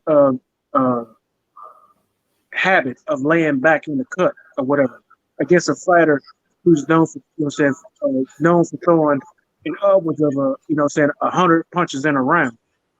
So, what's your take on that? Well, I think the whole scenario on this Tank Santa Cruz fight is what Tank's gonna show up. If Tank show up in shape, don't have no weight issues, this fight ain't gonna be no problem for Tank. You know what I'm saying? Leo Santa Cruz is a good fighter, but he ain't never had a fighter in front of him with the ability of Gervonta Davis, and he damn sure ain't felt the firepower and the rocket missiles that Tank's gonna be firing. He ain't felt that kind of power ever. He ain't had nobody in front of him with that kind of firepower and the type of ability to fire, to get his shots off. He just ain't had nothing like Gervonta Davis in front of him before, ever. But is Gervonta Davis gonna come in right, man? That's the key. If he struggled to get to 130, I mean, Leo's good enough to give him some problems. But if he do this, if he get himself together, he's with Floyd, and Floyd been wanting to train him. Well, he got him now. So, let's hope Floyd gets him in the proper shape, and they come up with the proper strategy and work on this, not just getting him in shape and not just putting bodies in front of him and having him loading up, trying to knock everybody out, and work on his skill set. They bring him to the fight right. He don't have no problem with Leo Santa Cruz. Leo Santa Cruz too light in the ass for that kind of firepower. Facts. If you had to pick one fighter at 147 that could clean out the entire division to be undisputed, who would it be? Current fight? In your educated opinion. Out of the current fighters? Yeah. Right now. Currently, right now. No, they're saying my battery running low. What battery? How the hell is my battery? Hold up, man. Let me make sure my. If you ask me that question, I would go with Earl Spence. Hold up, man. Hold up, bro. My man. I would go with Earl. I'm just biding time, nigga, to your charge. So you find your charger. You want us to sit here and just in moment of silence for Nipsey. I second that, Fred. Moment of silence for Nipsey. I second that, Fred. I second that. Yeah. Dedication. There's no other hesitation. It's a real nigga celebration. Yeah, one time for my man. There's no other answer but that. But I want to hear the coach. Say it again. Go ahead, Coach Kev. No, so you saying who would be pound for pound out of the current guys at the welterweight division?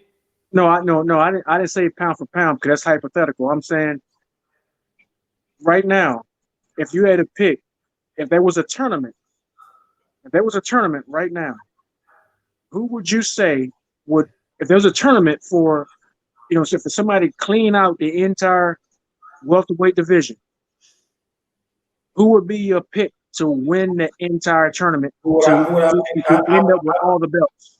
I would pick Earl, but I'm gonna put emphasis on that. That's pre-accident because I don't know, and none of us know what's going on. We don't know if there was some damage done. Earl's saying he's good, and that's what he's supposed to say. But until we actually see him in the ring, we gotta see. We gotta really take a look at him because that was a bad accident, man. Yeah, it was. Coach Kev,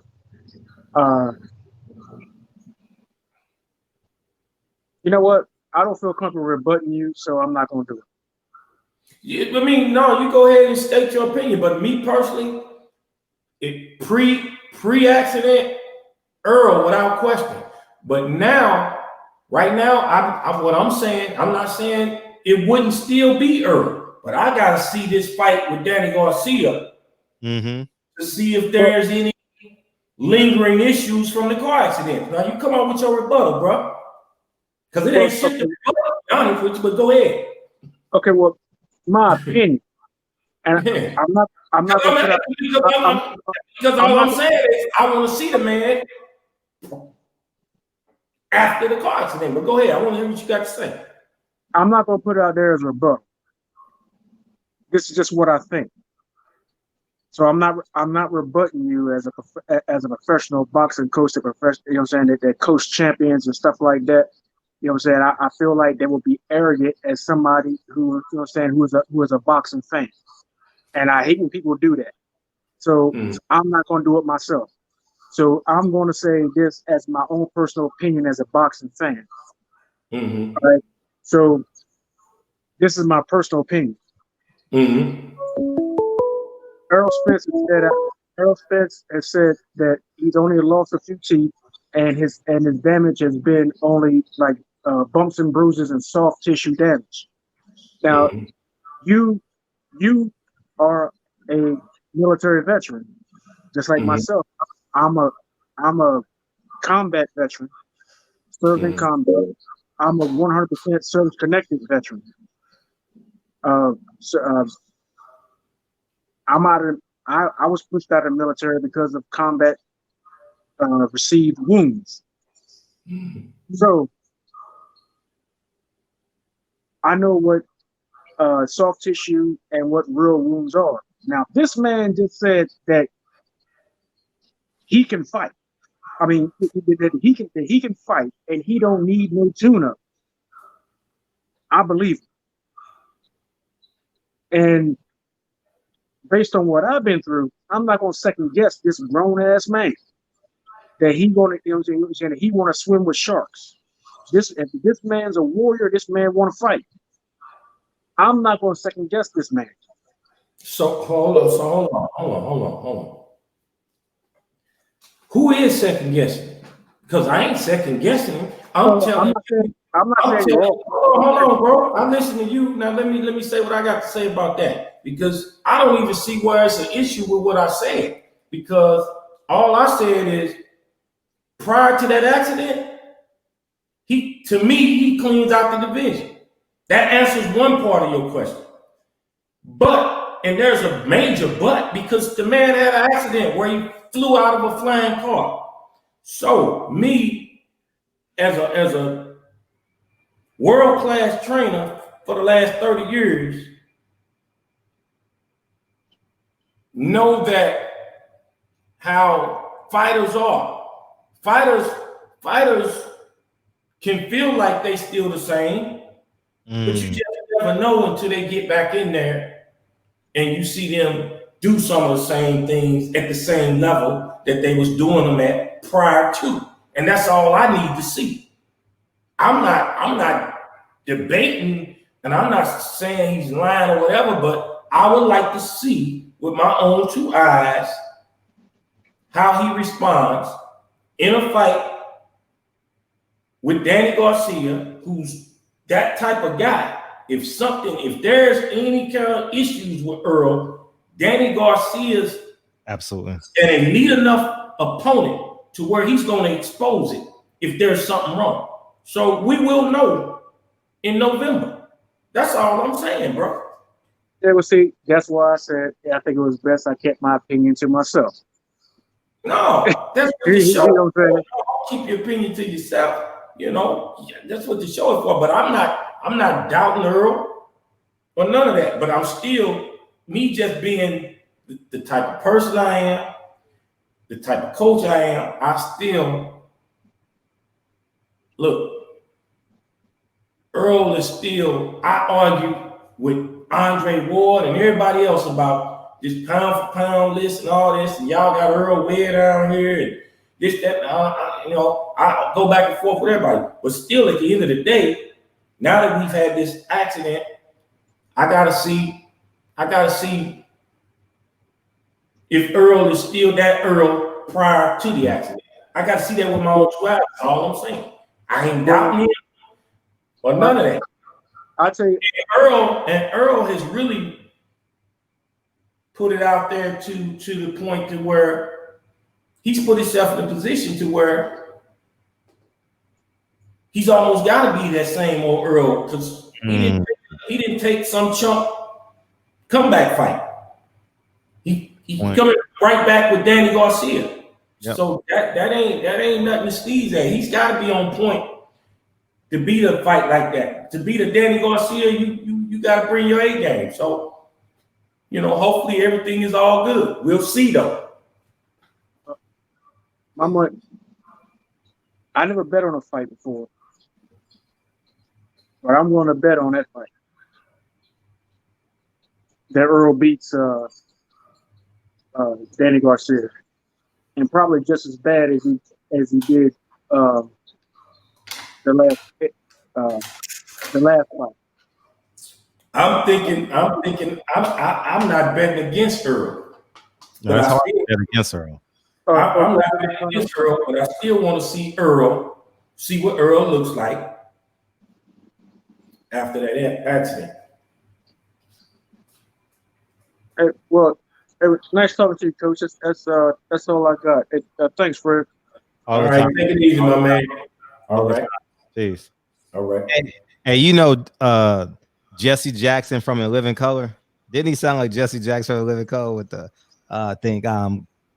go with the pauses, man?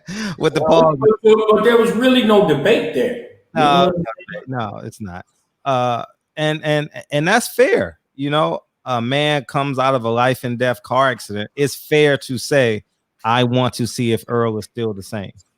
That's fair. And I don't think Danny is a cakewalk. People saying, "Oh, Danny can't fight." I think Danny he makes ordinary look great to me. You know, I mean, I'm gonna put it even different. I'm hoping Earl is still the same. That's what I mean. You know what I'm saying? You know. No, that's true. Adrian Broner said he's coming out of retirement. How soon do you think he's coming out of retirement? Who knows, man? Who knows? Only he knows, man. Only he knows. 206. What's up? Yo, what's good? What's up? My take on Errol Spence coming back, man. I feel like he gonna get it in. Danny Garcia, he loads up too much, like he got some superpowers. And Super I don't Saiyan. think he's gonna get it. Just like with Sean Porter, when he fought Sean Porter, Danny Garcia, he still can't time it right. He needs somebody at a lower pedigree to time right, like Granados or something, you know. I mean, Danny's not the unified champion at 140 by accident, and I would make the same claim about like Terence Crawford. Stuff like that don't happen by accident. I think Earl is a pay rate above Danny Garcia, but you got to go through Danny. You got to go through him though. You know, I think Danny's a tough out. I've never seen Danny hurt. Yeah. 1-2 times I think I've seen Danny hurt in his upper echelon. And I mean, I hope ain't nobody getting it confused out here on this show.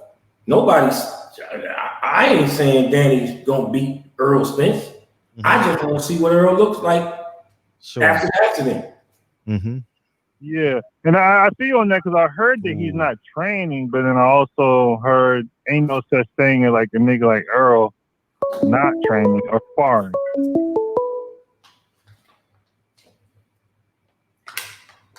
I think he's sparring. I think he's getting it in. Well, he got to wait for his teeth. He had those bridges put in. So, no, they call them posts. He had the post put in. So, I mean, Earl's taking it serious though. Like Earl ain't playing around. Earl ain't playing. If it's something wrong, if the fight happens and Earl so happen don't look like the old Earl, it ain't got nothing to do with whether Earl is training and this and that and the other. It's probably got something to do with the accident. You know what I'm saying? I don't think that Earl's not training and him and his coach ain't. No, that ain't how they roll. They take care of business. So, you know. Yeah, that's true. But I think, you know, once he beats Danny, which he will, Terence Crawford is going to be next. Let me shut that up real quick. I'm hoping Earl is just like the same old Earl, and we get to see that him and Terence Crawford mega fight. Yeah, that'd be great. No, that'd be great because I'm not sure how much longer Earl can hold on to 47. You know what I mean? Right. Yeah. I'm strange. Let me join your show. I appreciate it. I was just calling in for a quick second, man. Who am I speaking to? This is Dominic from Seattle. Welcome, Dominic. Welcome to the show, dog. Yeah, but Danny Garcia was talking about going up to 54, man. Yeah, he too, man. His arm's too short. What's up? So, all you scared to death Negroes. Hey, what's up? What's up, King Fred? What's up, King Kev? What's up, my man? All right. Everybody saw that accident. Guess who didn't see it? Who? Can you guess? Earl Spence. You know why he didn't see it? He was out. He was drunk. And here's what I found out from a professional doctor. And I've seen this 2 times in my life. We had a boy we grew up with. Man should have been college, NBA basketball player and football player. He's just 6'2", naturally chiseled. Goddamn, he should have been in the Olympics running the 100-yard dash. Nigga was drunk in the car, man. The car hit a tree and smashed into the tree. The old cars back then had the shift knob on the steering wheel. The knob went through his head, pushed the eyeball out. Mm. And he was a menace to society prior to all of it. So I went to see him in the hospital, and he was out of it, man, for about 3 months. And after about 3 months, he finally came to. I think they had him in an induced coma. So he came to, and I was questioning him when he was coming to. He acted like he didn't know what the hell nobody was talking about, but I knew him, and I knew he was bullshit. And I asked him, man, what happened? And he said, I don't know. So first he hopped on crutches around the street. Then he hopped on one crutch around the street. And then he hopped on a cane around the street. And all of this exercise for him for about 8 months. And finally he put the cane down. He won't walk in the same because he got tore up. But this nigga went right back to bank robbery. Because he ain't remember shit but how to rob folks and do what he been doing, being a menace to society. What I think about Earl is that he had to been the luckiest person in the world. And he went to quite a few expert doctors to get checked out. And then when they think it wasn't enough, he had to go again. I forgot that famous clinic that he went to.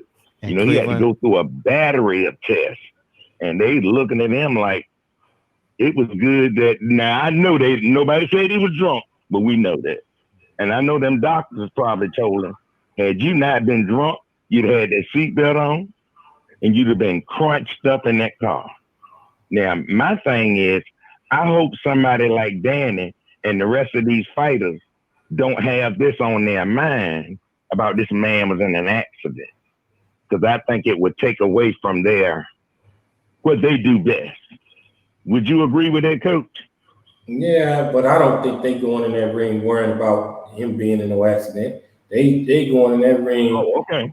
I think they going in they better be going in that ring thinking about they dealing with the old boogeyman Earl Spence and be focused on what they got to do to try to get that win. Oh, okay. And I think Danny is a professional. So he ain't really worried about Earl in that car accident. He trying to go in there and get that win, because there's a lot of money at stake at this level. Isn't it? So, Oh yeah. Because I think the longer he been out, and thanks to Corona, and he been running all the time, getting himself together. But they're not even letting nobody know if he's sparring yet. Have you heard anything about him sparring, Coach? No, I ain't really heard nothing about him sparring. No, not really. Nope. But had this not happened, we would have heard something like this. So I think they kind of using this to, I know he in there banging with somebody. They just showing them riding horses and the terrain vehicle and looking slim, trim, and shit. And see, I got them teeth put in my mouth too, so I ain't quite got all of my voice back yet. And it's been 2 years, but I mean my proper talk, But I think the most he can do to Earl is maybe knock a couple of them damn teeth out when he catch him in the jaw. But I have seen a couple Danny fights. I saw them steal a fight from him. Lamont Peterson beat his ass. The last fight he fought, and prior to that last fight, he didn't brag. He just said those 6 toes gave him, an advantage in punch power and punch placement sometimes. That last fight he had, he said his toe was bleeding in his shoe as an excuse because that other boy hurt him to his body. I don't even know who he was fighting, but it was his last fight. And he wasn't looking too good in that fight. Now, maybe he was just fighting down to the competition. I don't know. I know how sports was with me. Seemed like when you play duds, you don't bring your best game. But when the best dude come out there, you own, I'm hoping that's what it was. Did you see that last fight I was talking about when he said his foot was bleeding? I got 6 toes. My foot was bleeding. I was laying on the bed saying, no, motherfucker, I don't want to hear that 6-toe bleeding shit. Ivan Rakesh? No, you said. Yeah, Ivan Rakesh. Who it was? Yeah. Okay. Yeah, you know, I ain't too familiar with him if it was Ivan Redcats, but I know he gave Danny hell. Ooh. And I think Danny came off one of his biggest weights ever. Because I remember him walking around kind of pudgy. Yeah. And he said it He said himself. that. You know, he had a rough camp and, you know, it was hard getting that weight off. So he's experienced that too. But I'm glad both of them are looking good now. I'm glad both of them are looking good. And I think it's a wash, man. I think he gonna stop him to the body by round 11. Danny gonna take a knee, like my boy in England, Kell Brooks. That's his name. I think Danny gonna take a knee. Yeah, if Earl is anything near his old self, he gonna be all right. Yeah. And somebody said if Danny lose, that's it for him. No, it ain't. No. This is a prize division, and it got a bunch of horses in there. A bunch of horses. And I don't see... something told me Earl Spencer's going to lose one fight. Now, I don't know what weight class it's going to be. He's going to lose one fight, and I think he's going to revenge it. But I think it's going to be at about 154 or 160 pounds, and it's going to be a close fight. But I don't think no welterweights I don't think these welterweights can handle him because that's where he always been. Welterweight. Yeah, I don't see him being at welterweight too much longer though. Yeah. He struggles. He fought at 52 in the amateurs. Yeah, right. I remember seeing his first, second or third fight. He was fighting at 152, and I was like, "Is that a new weight class?" Yeah, that's what he fought at 152.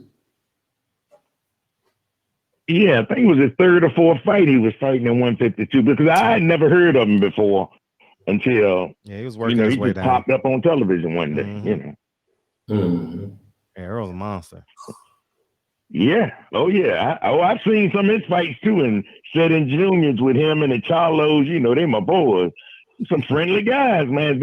These are not like the fighters back in the day where nobody want to talk to you. These guys will sit in the restaurant, look at you, talk to you, engage with you, man. And I was like, wow, I'm glad I did hang out with my nephew now, man.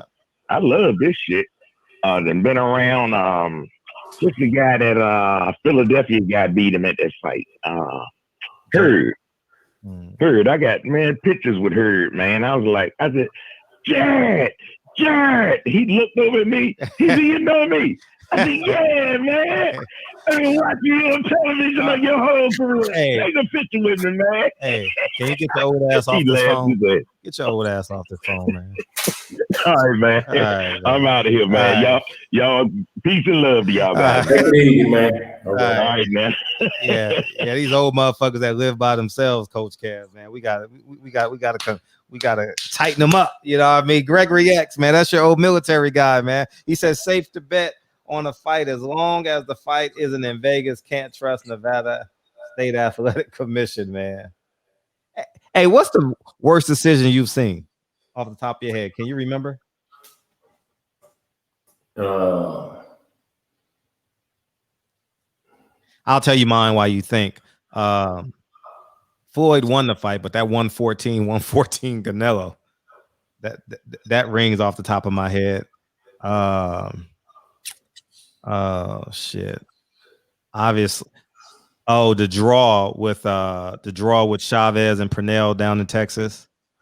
Yeah, that's one of the worst robberies I've seen. That was a robbery. Yeah, that was a bad one. Yeah, that was one of the worst robberies I've seen. That Chavez and Pernell.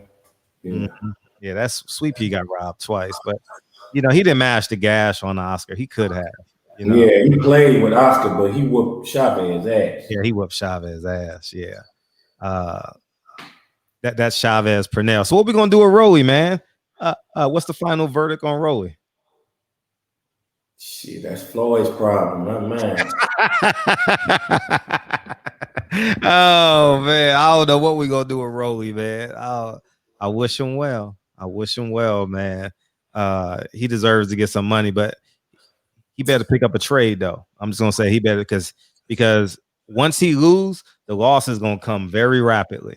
You know, he gonna get anxious. Hey, I want a rematch. He ain't, you know, he's kind of like he's a little bit different. You know what I mean? I'll just use that term. You know, he's very aggressive and he got one mindset, kill or be killed, you know. I don't know how well it's going to end for him, but I saw a very flawed fighter in there last night, you know. And I think now that the trainer is going to give him the proper sparring and say, man, just roll with that right hand. Just roll on it. Just roll on it. Bring him in. Bring him in.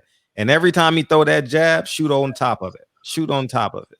Make him pay. Electrocute his ass. Every time he threw that stab jab, electrocute him. Electrocute him. Take the jab, you know. Like, we need to go get with somebody that can teach him some basic fundamentals. Yeah, I don't look like nobody working with him on balance, distance, range, none of that. Yeah, that was he was so off balance. he just got a lot of work. Hey, yeah, Badu Jack. I just saw the Badu Jack thing, man. Again, it was like he tagged with it. LB. I need those judges. How bad is that? How bad is that? How bad is that? You know what I mean? And that's what it is, man. But what's your final words, man? We appreciate you spontaneously coming in here, man. I know you got a lot of work to do, man. You got a few fighters in there. You had Gallimore in your camp. He's fighting this weekend too. How do you look? Pretty good. They work good together, man. We got some real good work in. Yeah, he's fighting that tall kid, Fanfara or something like that. Yeah, they're gonna fax his ass to wherever the fight is. Where the fight is in LA. He ain't got to get on the plane. He can fit in that 3D fax, you know. That motherfucker's so skinny, man. Yeah, the co-main event. He's fighting in the co-main event. Yeah, I'm interested in that. Who's Sean Porter fighting, man? I don't know. He's fighting a white ghost. You know, he's fighting Casper. You know what I mean? It's just to get Sean need a paycheck. You know what I mean? Well, like all fighters need a paycheck. He's supposed to get a check and then and wait his turn. He just got to be impressive. I don't know who that guy is. If that, I mean, Sean shouldn't have no problem. I don't know who this guy is that Laura's fighting. Who the fuck is he, man? Man, I don't know none of these guys. They're supposed to look impressive, man, and get in line. So hopefully he looks impressive and gets in line. You know, I don't see he's still the champion. Is he the regular champion? Is Laura? Yeah, no, he don't have a belt no more. He had a draw for the WBA regular. No. He won the WBA regular against Canelo's brother. Are you serious? That was yeah. Out of here. Yeah. You know that nigga passed out on the scale 3 times. Yeah. Canelo's brother passed. Get the hell out of here. I thought he drew against Castano for the WBA regular, but he was the WBA got so many belts, dog. God damn, man. He had the WBA regular title. I remember against Castano, and he had a draw, so he keeps his belt. Yeah, man. What super chat did I miss? Oh, he's you actually said it. You actually said it in the thing, man. What's your final words, man? We appreciate you coming in here spontaneously, dog, man. Come back anytime, man. Always welcome. I expect you here September 20th, though. Yeah, I expect you here, either you're gonna be adding coals to the fire or we're gonna be setting your ass on fire. We going to take care of this business. Yeah, you should. It's gonna be a hell of a fight. It's gonna be a good fight. I mean, I think. I mean, Boucher is a solid fighter, man. He is. Got good fundamentals. I mean, he's got a stellar amateur background. Two-time Olympian, right? Is he a two-time? Yeah. Well, he's a 2012 Olympian. 2012 Olympian. Okay, yeah. I remember something like that. Yeah, he's very formidable. He trained out here in LA for a lot of it. So he's training in LA right now. Yeah. This place. Yeah. So yeah, man. It's gonna be a good fight. September 19th, man. You on the clock, man. Yeah, it's a lot on the line, man. A lot on the line. You're absolutely right. And we gotta get Adrian Broner in here, man. Tell Adrian Broner we miss him, man. I actually tagged him yesterday. Who you picking in that Charlo Rosario fight? I'm gonna go with Charlo. I don't even know how to go against black fighters, though. Like I'm just being honest. I blindly pick black fighters. It could be Terence Crawford. I'll never root against him. Never. You won't hear me say, "Oh, nah, I don't give a fuck." Devinchenko, big Charlo. It's just that easy. You know what I mean? Yeah. But when y'all start fighting each other, I got to break those fights down. But I go with Charlo. I got a question for you, man. Since Yeah, please. Gary, man, is it real? Is he seriously trying to fight? Gary, man. Or is that some media stunt? No, Gary's serious. I spoke to Gary. Gary's serious than a motherfucker. Serious. Dead ass serious. Wow. Man, when I say that nigga said, Fred, I ain't playing. I'm a monster. I want these. He don't say nigga, but man, I want them. Man, tell these boys to stop playing with me, Fred. That's what he said. That's what he said, man. He's serious, dog. He's serious. I hope he get what he wants. It's a lot of fights to be made around his weight, man. I don't understand why he can't get none of those fights. I'm gonna start talking about that a little bit more, as much pressure as I can.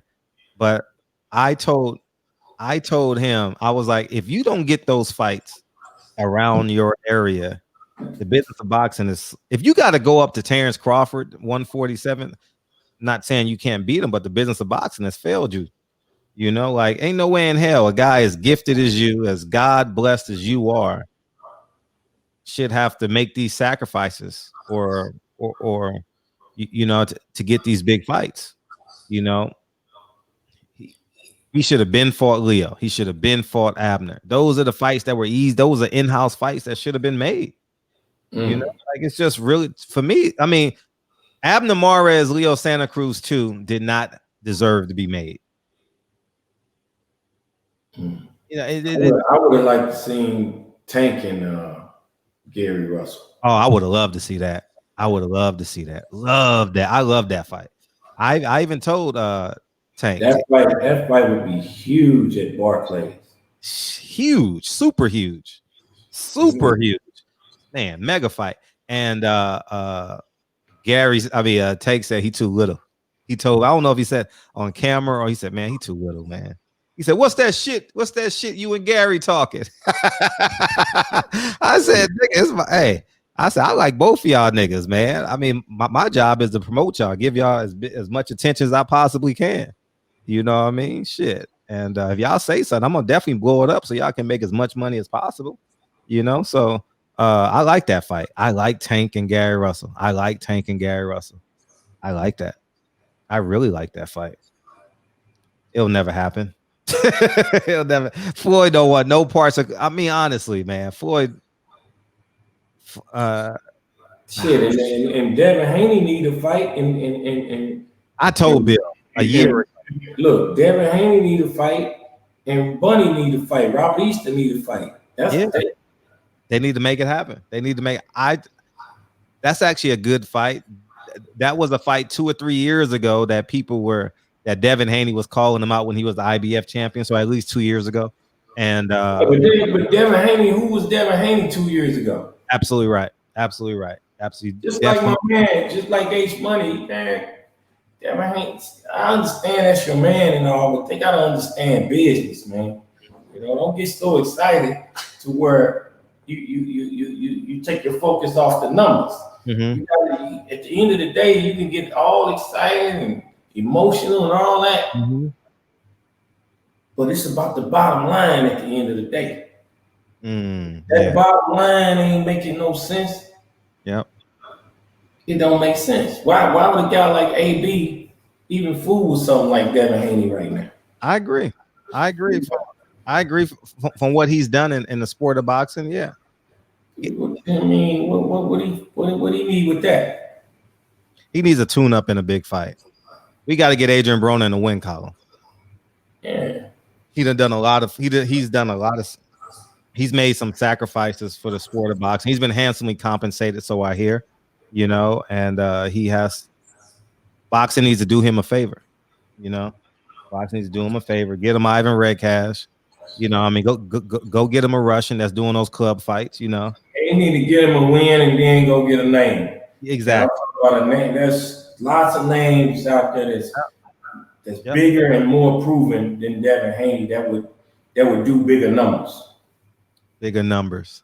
You know, now Devin Haney 2 years from now, after you done won a title or two, now you in position to where you can you really bring something to the table against another big brand. You know what I'm saying? Yeah. Yeah. Right now, you still building the Devin Haney brand. You ain't there yet.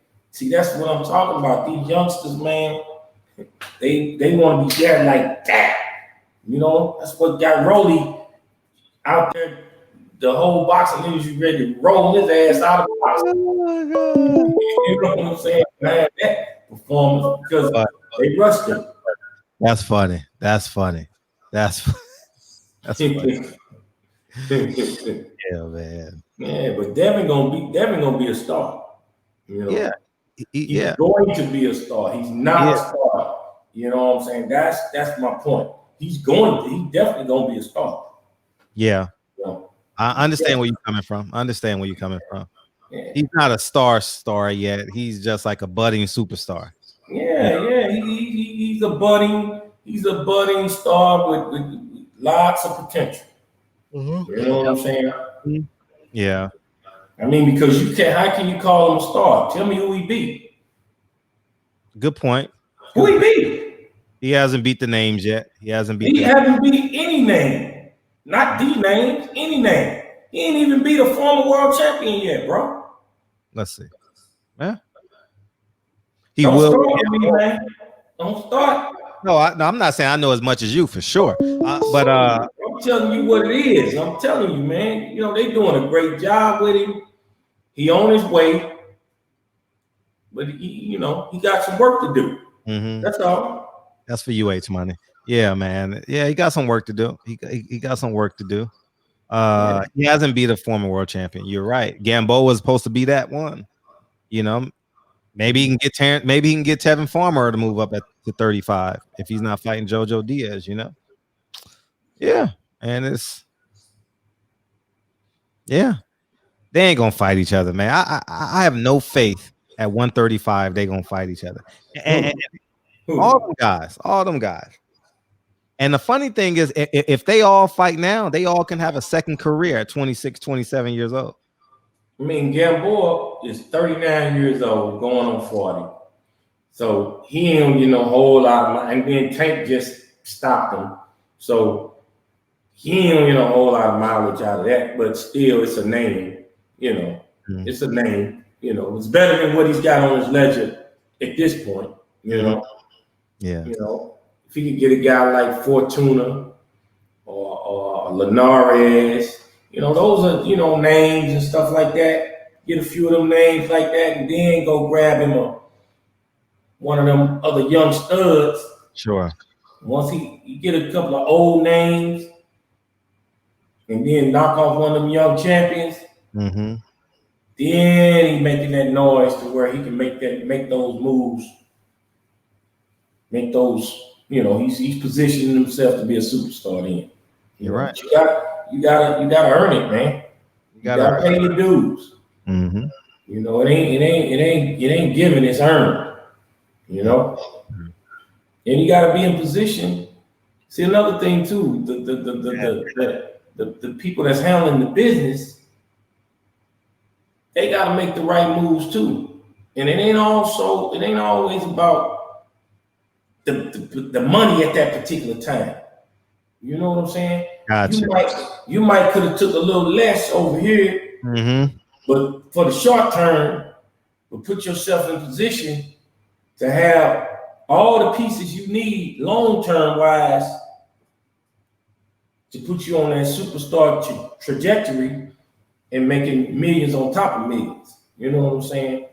So, you know, it's a lot of moving parts to this thing, to this boxing business, man. So, you know, but you know, I guess Eddie Hearns got, you know, he got some names that they could make some noise with. You know, Tevin Farmer, JoJo Diaz, all them guys. You know, if they move up. Yeah, I don't think Tevin Former won't see no Devin Haney. He you know, what he got to keep Devin Haney off him with. You know, Devin gonna match him with the skill. You know, and then it's gonna come down. You got to have some thump to keep.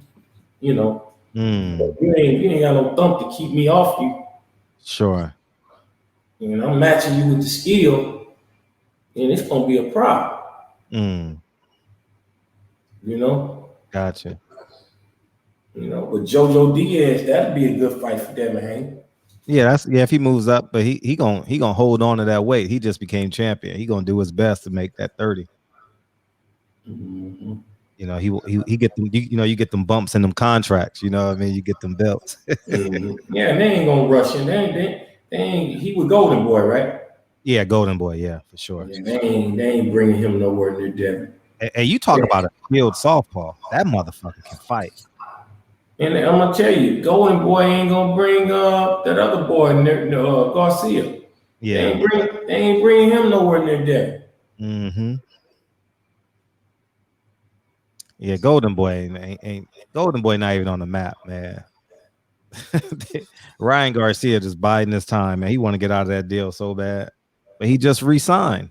I thought last summer or something. I remember something was going on with the fighter. The fighter called a case or something, Sparrow or something. He went to jail or something. You know what I mean? So it was that. Yeah, man. But yeah. That's what it is. We got DB on the phone. What's up, DB? What's up, Fredro? How you feeling, man? I'm feeling great, man. How you feeling? Happy birthday, King. It's his birthday, yeah, Coach I appreciate Cass. you. Yeah. I appreciate you. Right What's on. up, bro? Happy birthday, man. Get Coach. I appreciate that. I wanted to get Coach before he jumped off with a couple of quick questions. Oh, sure. Yeah. So, Coach, outside of your camp and the guys that you've worked with, which fighter styles do you like most? Oh man, shit. I like a lot of guys out here. Like I said, I like Earl. I like Terence. You know, like Devin Haney, Tank. Shit, it's a lot. You know. Without stepping on any toes for your own fighters and also for the coaches, which fighter would you like to work with, and who can you make a prospect that you like that you could potentially make into a champion? Say that again. So, without stepping on any of your fighters' toes or stepping on any toes of any other trainers, if there's a young prospect fighter that was out there right now, who do you see that if they worked with you, they'd be a future world champion? Well, if I put the name out there and he's with a trainer, that's gonna be stepping all the way on the trainer's toes. So, I don't want to do that. Politically correct before I said it. Yeah, but it's a few guys out there, I mean, we've been talking about Devin Haney all night. Devin Haney's probably the and see they rushing him. They want to call him a star, but I call him a budding prospect. You know what I'm saying? So he's a budding star with superstar potential, and I think the sky's the limit. And I think I talked to Fred about this before too. I think if he get with the right trainer, because he's kind of, I don't know if he's really signaled out any one trainer. I've pretty much seen them train with this guy for a few months, then they with another trainer.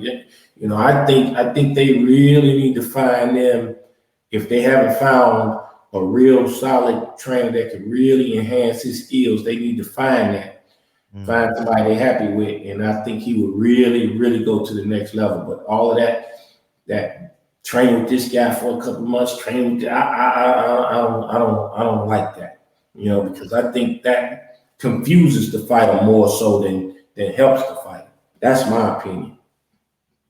Because every trainer's got his own way of doing this, doing that, So, I mean, if you over here for a couple of months and he telling you to throw your jab like this, and throw this combination like that, and you go over here for 2 months. This guy telling you, I mean, if you do that for a couple of years with 3-4 different guys every other month, you don't know which way is the best way. So that's more confusion than anything. So I think if Devin Haney really gets with a real trainer that they really are confident in, and he's dedicated the way he is, he's gonna be a problem. Okay. I think, we say prospect until somebody wins a championship. Once that guy gets a belt, I don't think we can call him a prospect anymore once he's a champion. Now, star versus superstar, I understand your point. But once they get a belt, once they hold a title, we can't call them a prospect or competitor anymore. Yeah, you used to could say that, but nowadays you still you got prospect. We had a prospect last night fighting. Rollie. We had Rollie, dog.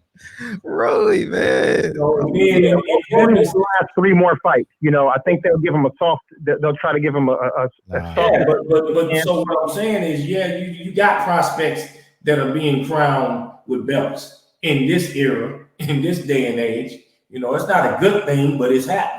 You know what I'm saying? Yeah. Somebody in the chat asked, "What are your thoughts on Tank training with Floyd? How do you think that's going to affect his fighting style?" I don't know. We just gotta, wait to see if there's some improvements made, and see how everything turns out, see how everything works out. We'll see. This will be the first. I don't know of any other fighters that Floyd has ever trained. So if Floyd is actually going to train Tank, this will be the first fighter that he's actually trained for a fight. So we just have to see how things works out. Because for one, just because you're a great fighter doesn't make you a great trainer. That's for one. History has shown that. You're right. So if you could rank these guys now, and also what you think their futures would look like, Tank, Shakur, and Haney, 1, 2, and 3, now and in the future. Man, you know what? Man, you just named one of my favorite fighters. My favorite young fighters one of my favorite young fighters in boxing that's coming up and but he's got a belt too, but he's young. He's got what? He ain't got no belt. He ain't got no belt. Yeah, but he had a belt. Oh, he had it up. up. Okay.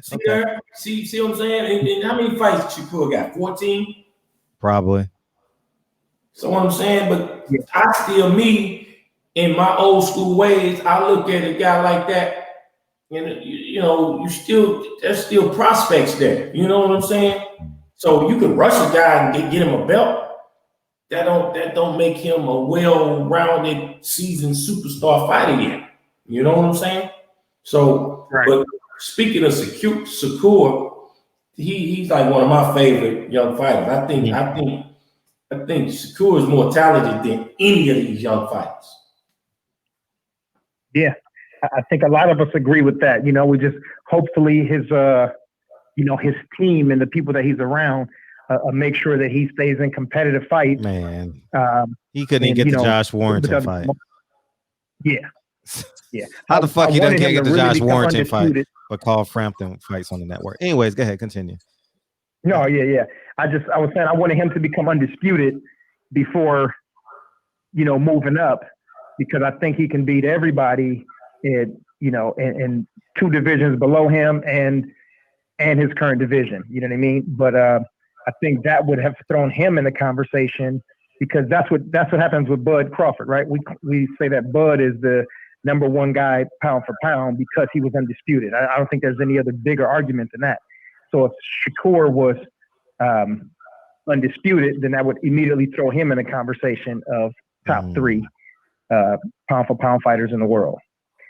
Anyhow, that was more of a statement than a question. But the next one I wanted to ask you is, have you worked with any celebrities or any athletes that are not boxers? And if so, who do you think would have had a good career as a boxer?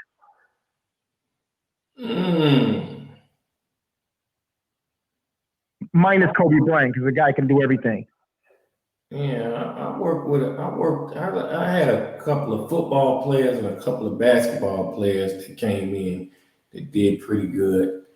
They're not really the big name guys. A couple of them was in the league, but I thought they had potential. But I haven't really worked with any celebrities that showed me that they had potential to be a pro fighter. No.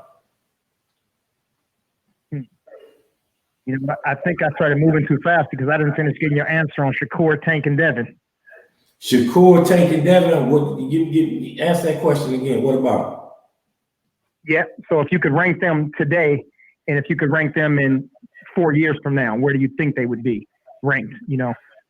Well, if I rank them today, Shakur, Tank, and Devin. Tank would be number one because he's more accomplished than Tank. Than Devin and Shakur at this point. So if we rank them right now today, I would say Tank is number one. And man, Devin and Shakur, from a skill set standpoint, you know,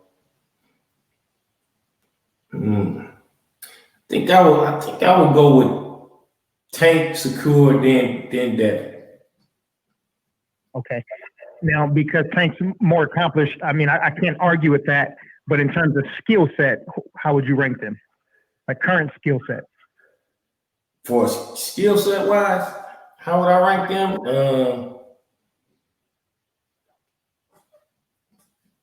I mean, you asking me a question of you saying how would I rank them today, and you saying rank them skill set alone. Just skill set alone? Right.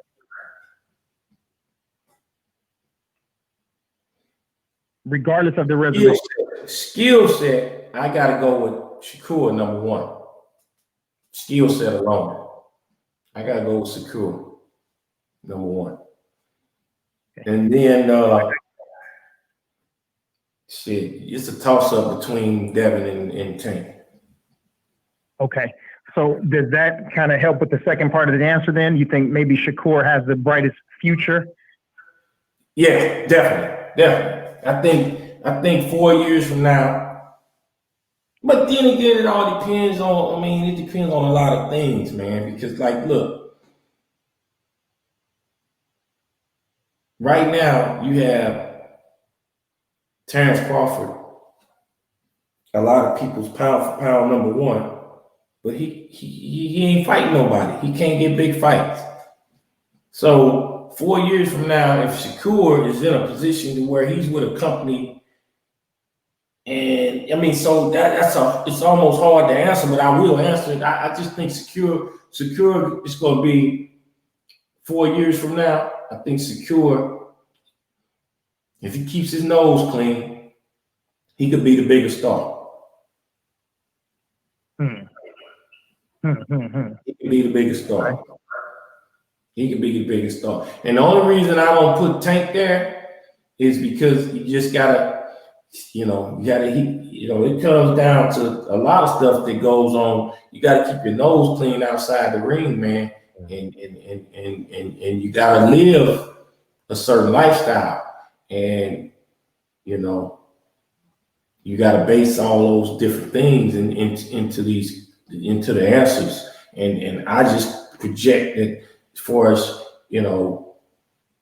the who would be the biggest star. I think Shakur would be the biggest star 4 years from now, because I think from a skill set standpoint, his skill set is just a tad bit above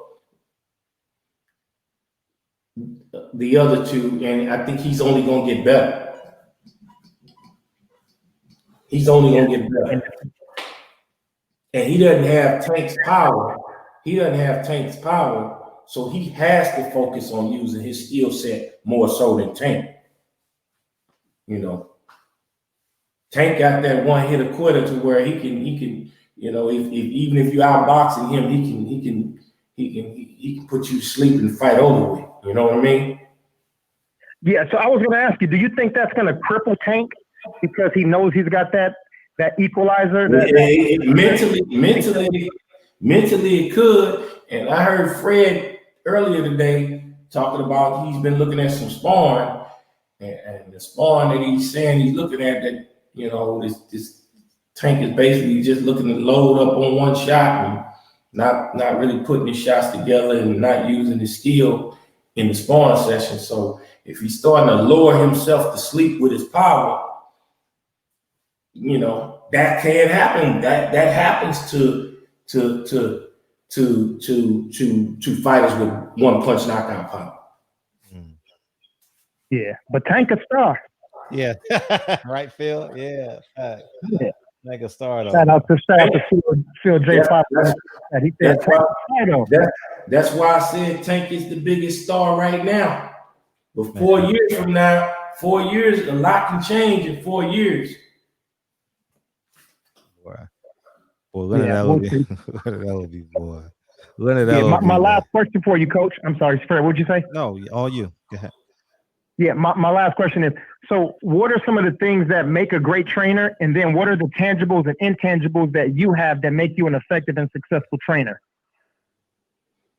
Well, one of the main things that makes a great trainer is having the ability to analyze a fighter's strengths and his weaknesses, and being able to help him elevate his strengths and pretty much hide his weaknesses, I should say, or kind of make some tweaks to where you can help him, you know, tighten up on the weaknesses that are there, and being able to push the right buttons, because you're dealing with different personalities. You know, every fighter is different. So you got to know how to be a leader of men, and you have to be able to push the right buttons at the right time. You're a leader of men. You know what I'm saying? And you got to know how to really break down and analyze the different opponents fight by fight. Because your job, especially at the elite level, everybody can fight. Facts. Everybody that you fighting can fight. Once you get to the elite level, that's why you don't rush guys to titles before they're ready. Because once you're there, you're there. Ain't no turning back. So once you get to that elite level and that world title level, you gotta have a team and a corner and a trainer that really knows what they're looking at, because the fighter's not going to see everything, you know. And when you come back to that corner, you're supposed to be that fighter's second set of eyes. And sometimes, if you got an experienced trainer, that trainer will know it's time to make an adjustment, because plan A is not working. And sometimes you got a fighter that will keep trying something that's not working because he ain't really seeing the adjustment. So he'll keep trying something and that ain't working, but that trainer, that experienced trainer, can see, I see the adjustment, now it's time to make the adjustment. And that helps. That can be the difference in a fight. So that's why it's very important to have a very good, experienced trainer that knows what he's doing and knows what he's looking at. I mean, you got a lot of trainers out here that are, you know, they got good talented fighters, but they just riding the horse. But when that horse get to a certain point, they don't know how to make that horse kick into another gear or take it to another level, because they don't really know what they're doing. They just happen to get the fighter and have the fighter, and they in the gym with him every day, spending time with him every day, and, you know, got the towel and the spit bucket, and he there for him, you know, from a support standpoint. But that ain't gonna help you when you get in that deep water and you fight another fighter that's the next level fighter. You need somebody that's a trainer in that corner that can help you navigate through that fight. Because like I said, everybody at the elite level can fight. Now it comes down to strategy, game plan, preparation, all of those factors. Wow. There's a quick thank you for that. There was a question in a super chat from Terrence Bailey Sr. He said, will the guy who beat Rollie have a good chance of stardom from his last performance? I wouldn't say he got a good chance to start him. Everybody knows he got robbed. But if he don't get the opportunity to rectify that decision, then that's a setback. That's a loss. But a loss is a setback in this fight game. Facts. Hey, before you check out, Coach Kev, H Money's been patiently waiting to ask you a question. Yeah. Your almanac, your buddy, your old pal. What's up? What's up with it, Fred? Thanks, Fred, for letting me talk to him before he go, man. Yo, I just want to mention real quick, you know, total rounds, Coach, that Devin Haney has boxed 126 total rounds, and he's only 21 years old. And if you compare that to Gervonta Davis, who's 25, Tank has boxed 76 rounds to Devin Haney, 126. Devin Haney has 24 victories, and he's only 21 years old.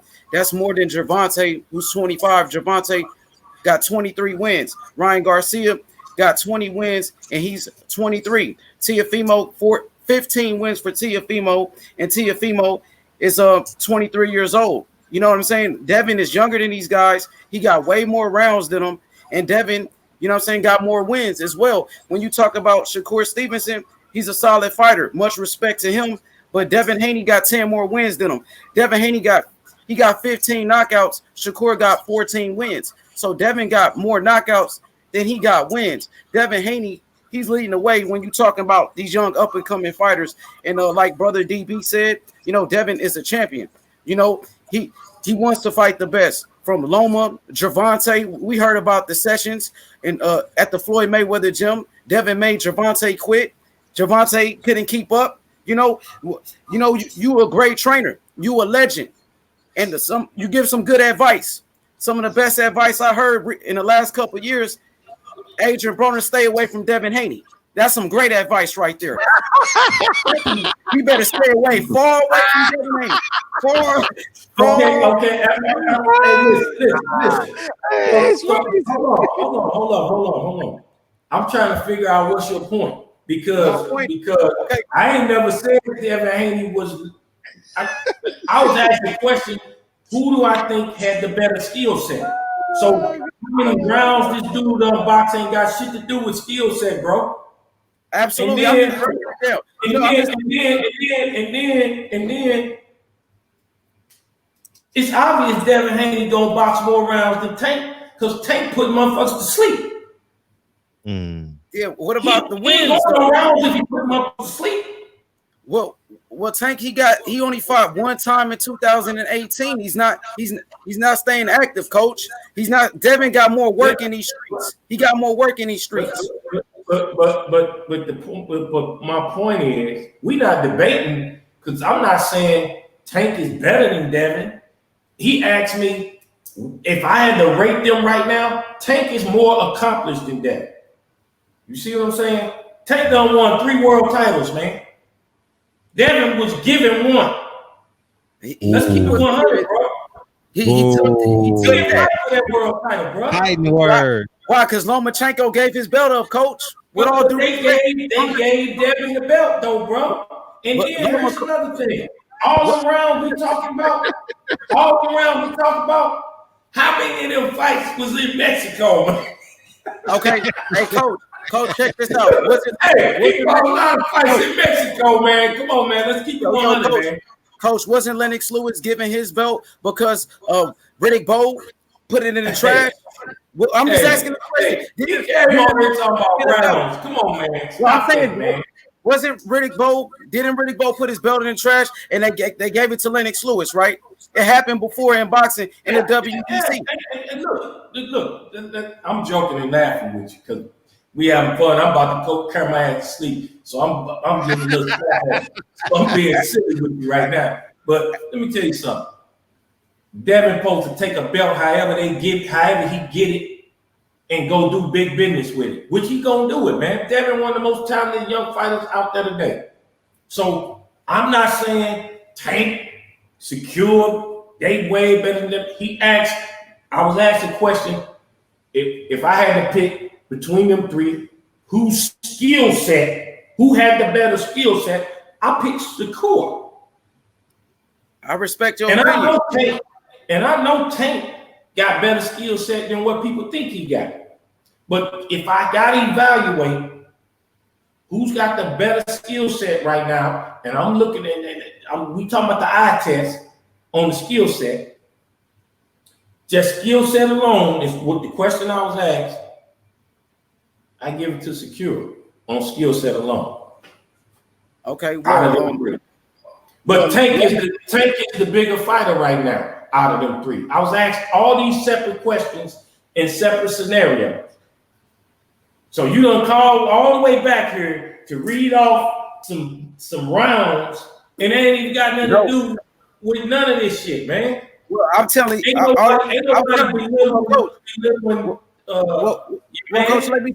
let me say something to you, Coach. You know what? Tank Davis been avoiding Lomachenko for years, and Lomachenko ducking Devin Haney, giving up his strap.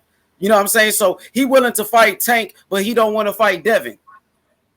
You know what I'm saying? What does that tell you? That Devin is the man. He's leading the way. Devin getting multi-million. Devin getting millions. Devin getting M's. Shakur ain't touched the M yet. You know what I'm saying? Devin getting paid. What does that got to do with skill set, man? That ain't got nothing to do with skill set, bro. Devin is better than Shakur. Devin is better than Tank. He's better than all these guys. You know what? That's why they avoid. You know, you got a right to that opinion for skill set wise. You think Devin Haney skill set is better than Tank and Shakur? I can't argue with you. That's your opinion. Absolutely, Coach. You know what? Tank is ducking Devin. Check this out. If I was asked the question, who do I think is the most dedicated out of all of them? First question, the first name that came out of my mouth, Devin Haney. For sure, Coach. You know, I respect you so much, man. I just want to tell you, you know, Gervonta don't want nothing to do with Devin Haney. Right now, I'm talking about right now. The man's avoiding Devin Haney. He won't even say his name. Devin Haney will destroy Tank. Destroy him like he did in the doghouse. Destroy him. You know what I'm saying? But you know, I see Gary Russell calling out Gervonta a lot, and I mean going in. And I'm surprised I don't hear Tank really responding to Gary Russell. But they're not in the same weight. Tank was at 135. Devin is a champion. Devin want to make that happen. You know, that's a big fight. We willing to make it happen. They in the same weight. They're in the same weight Gary at 130. If Gary say he'll come, they're in the same weight. Gary say he'll come see Devin. Gary, he was on the show and I got on his ass because he was over here lying, and Bill Haney got on his ass too. So Gary saying a lot of shit that he ain't about. Matter of fact, Loma beat the fuck out of Gary Russell, and we can't get a fight with Loma. You know what I'm saying? So Gary Russell, he don't want that work. He said he was gonna call Al Haymon. He still hasn't even done it. You know what I'm saying? We really trying to make fights. But you know, it ain't as simple as you just say I want to fight this dude and the fight happen. Especially when Devin signed a contract with Matchroom, Lomo is with Top Rank, Tank is with Al, with Floyd and Al. It ain't that simple, bro. It ain't that simple. Well, they made Lomachenko versus Luke Campbell, who's a Eddie Hearn fighter, and Top Rank got Loma. So that was easy to make. When it came to Maurice Hooker versus Jose Ramirez, Eddie Hearn fighter and a Top Rank fighter. So they doing business plenty of times. We just can't find a fight. Bob Arum said Devin Haney signed with the wrong promoter. That's why he ain't gonna fight Loma. But you gotta understand too, man. It's a lot of boxing out shit going on, man. That shit is real, bro. It ain't just about no rah-rah tough shit. This ain't no, oh, we scared of this motherfucker. Man, all these dudes been boxing all their life. Ain't no motherfucker scared of nobody, man. These they don't dudes want all to lose been that boxing all their life. They don't want to take a loss. But now they don't want to take the L. They don't want to take that L. Look, coach, I know it's late night. But listen to me for real, on some real shit. It comes down to more than just the fighters making these decisions, bro. Because these people that's investing their money in these fights, they the ones that's making these chess moves for real, not the fighter. For sure, coach. You know what? I know you training AB, man. We want AB versus Haney. We calling them out right here on Barbershop Conversations. Let's make it happen. We coming up to 140. Haney all day. Haney put him into permanent retirement, bro. Put him to retirement for sure. He won't come back. You know what I'm saying? Hey, but I'm gonna tell you now. Now I'm gonna tell you. Don't keep calling out AB too many times now, because you get old Coach Kev all worked up about the thing, and then bad news fuck around beat you home, bro. So we be taking that fight, and it be a problem. Hey, so don't keep going down that route. We gonna keep putting pressure on him until he takes the fight. And you know what I'm saying? You gave him some good advice. Hey, look. Hey, I'm in Memphis. You know what I'm saying? I'm in Memphis out here, man. You know, it's real wild out here. You know what I'm saying? Anything goes down around here. You know what I'm talking about? Just like St. Louis. You know what I'm saying? So, I'm from LA, but I live in Memphis. I've been out here for 10 years. You know what I'm saying? So, yeah, man, it's real wild out here. So, you know, anybody welcome out here, man. You know what I'm saying? We keep them big old things down here, man. 100 rounds. You know what I'm saying? So AB, man, AB nice. He ducking Devin. We want to make it happen on Barbershop. Look, he ain't ducking Devin. Devin just can't bring a big enough bag. Devin can't bring a big enough bag to fuck with AB, bro. Devin getting mills. He a multi-millionaire. He a multi-millionaire. Hey, Fred. Yes. Anytime he goes to sleep, man, AB just made fucking 10 mil, and you talking about a million. 10 mil. Come on, man. Tell him to take the fight. He asking for 20 to fight Devin Haney. He said, give me 20 and I'll fight Devin. I need 20 to fight him. Man, AB scared of Devin. Devin been calling him out since he was 16. Look, we gonna this Devin Haney promotions. We want AB. You told him to stay away. Tell him, hey, you advising him to duck. It's cool. We want that work. We want that work. He ain't ducking. It's a business, man. Look here. This shit is chess, not checkers, man. We ain't ducking nothing, man. If he beat, he ducking them. Only thing he ducking is them crumbs he'll get if he fuck around with them, ain't, because ain't nothing but some crumbs in that fight. He asked for 20 million. He asked for his biggest. You can't deliver the 20 million. He asked for his biggest payday. You can't deliver 10. He asking for his biggest payday. He said Al need to give him 10 to come out of retirement. Al ain't gonna give him 10. He gonna make 5 fighting Devin Haney. Hey, look, AB. He was like Devin Haney at one point, but he came up short. He was supposed to be the next Floyd. Now Devin in that position. Devin took over. Devin the new face. Devin ain't in AB position, bro. Hey,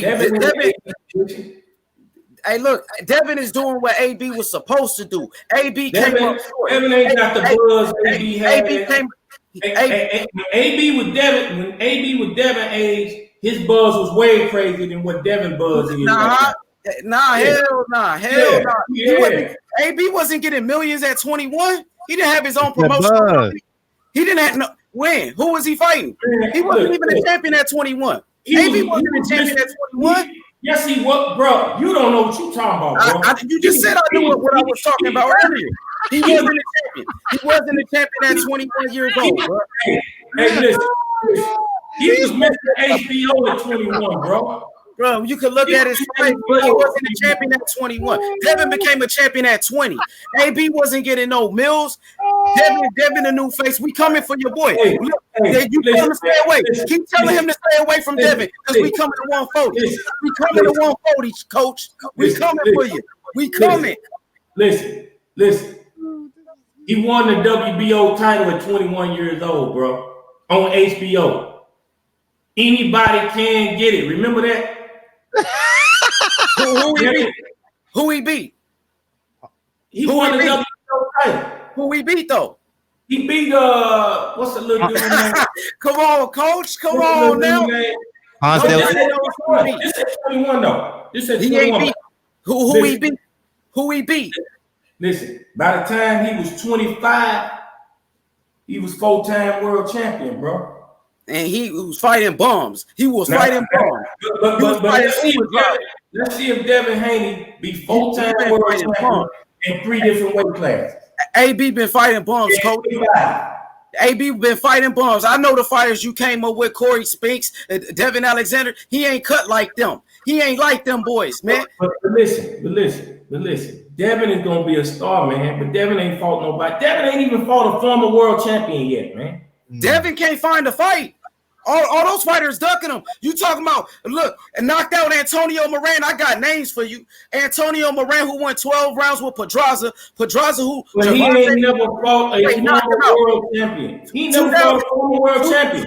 2019. Gamboa's coming up next, by the way. Gamboa coming up next, by the way.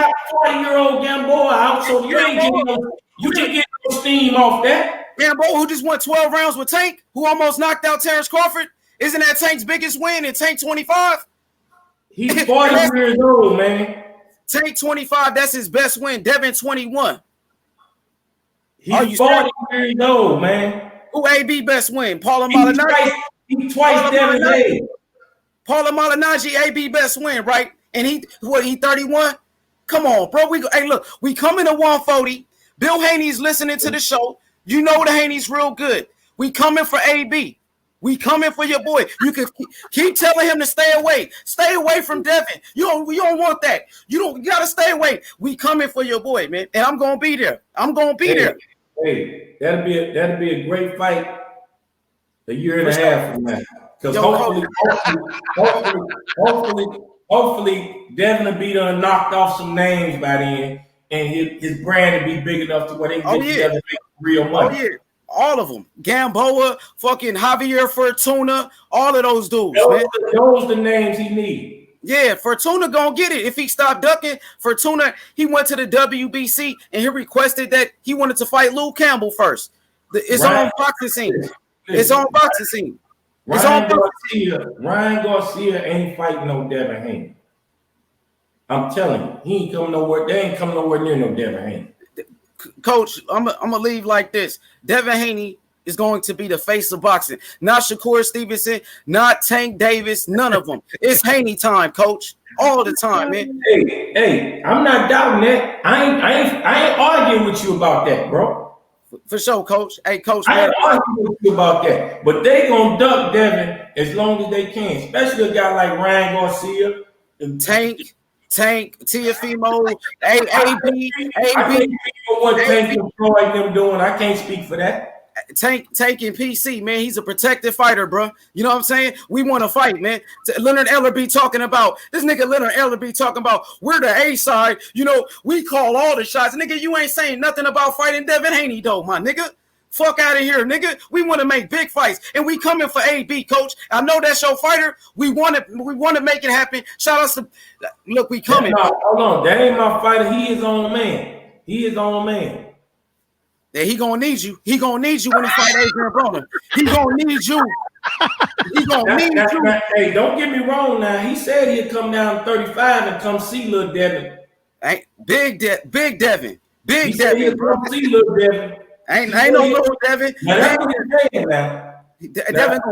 Devin gonna fuck up AB, man. He gonna fuck him up, bro. And I can't wait for that. And Coach, I respect you, man. You know what I'm saying? Robert Easter, I heard you say Robert Easter name. He ain't gonna fight Devin because he ducking. That's a good fight for Devin right there, man. Robert Easter, bro, that nigga ain't shit, bro. That nigga ain't shit. He ain't got no power. That nigga ain't got no power. He ain't got no skills. He ain't got no skills to go with it. That nigga Mikey Garcia fucked him up, bro. But look. He need a fight, and Devin need a fight. Yeah, we want that. Will they fight him? Look, when Robert Eastern is asked about Devin Haney, he start laughing like it's a game. Coach, we ain't laughing, bro. I don't come here smiling and shit, bro. I'm for real. I'm all about business. You know what I'm saying? I know. Devin looking for the smoke because Devin trying to do what he trying to do. Devin trying to be great, and he looking for the smoke. I get that. I understand all that. For sure, man. Appreciate it, Coach, man. Hey, I can't wait, man, to meet you. You know what I'm saying? Hey, you got that energy you always did in the corner. Hey, listen. But that same energy, that's what I got for the 54-pound division. I'm telling you. That same energy you got with Dev, that's what we bringing September 19th. September 19th. We're going to be locked in watching that, and I hope to see you September 20th, man. Rain or shine, your ass better be here September 20th. Yeah, but I hope Devin get a big fight, man. Yeah, we want him to. Yeah, fuck yeah, we want Dev to get a big fight. Yeah, we fucking with Dev. We can't find it. Fred, we can't find it, man. Nobody want to fight us, man. Nobody want to fight us. Hey, Fred, I thought Gary Russell said he'll Devin or all of them, whatever. Yeah. He don't want that. He said he was gonna call Al Heyman. He was on the show and I got on his ass. Fred saved him. Me and you go back and forth. This cool. He couldn't handle it. You know what I'm saying? So yeah, he don't want that smoke. He said he was gonna call Al Heyman. He never did his part. And the nigga capping. We want him, bro. We want him real bad. He a little nigga. But on some real shit. The business got to be done in a way, man, the way y'all can get them fights. That's on some real shit. We can just talk shit on the show and bullshit all night and day, but on some real shit, the business got to get handled to where you forcing these moves, man. You forcing these fights to happen. And if the business ain't handled right to where you put yourself in position to force these fights to happen, then we just talking a bunch of shit on the show.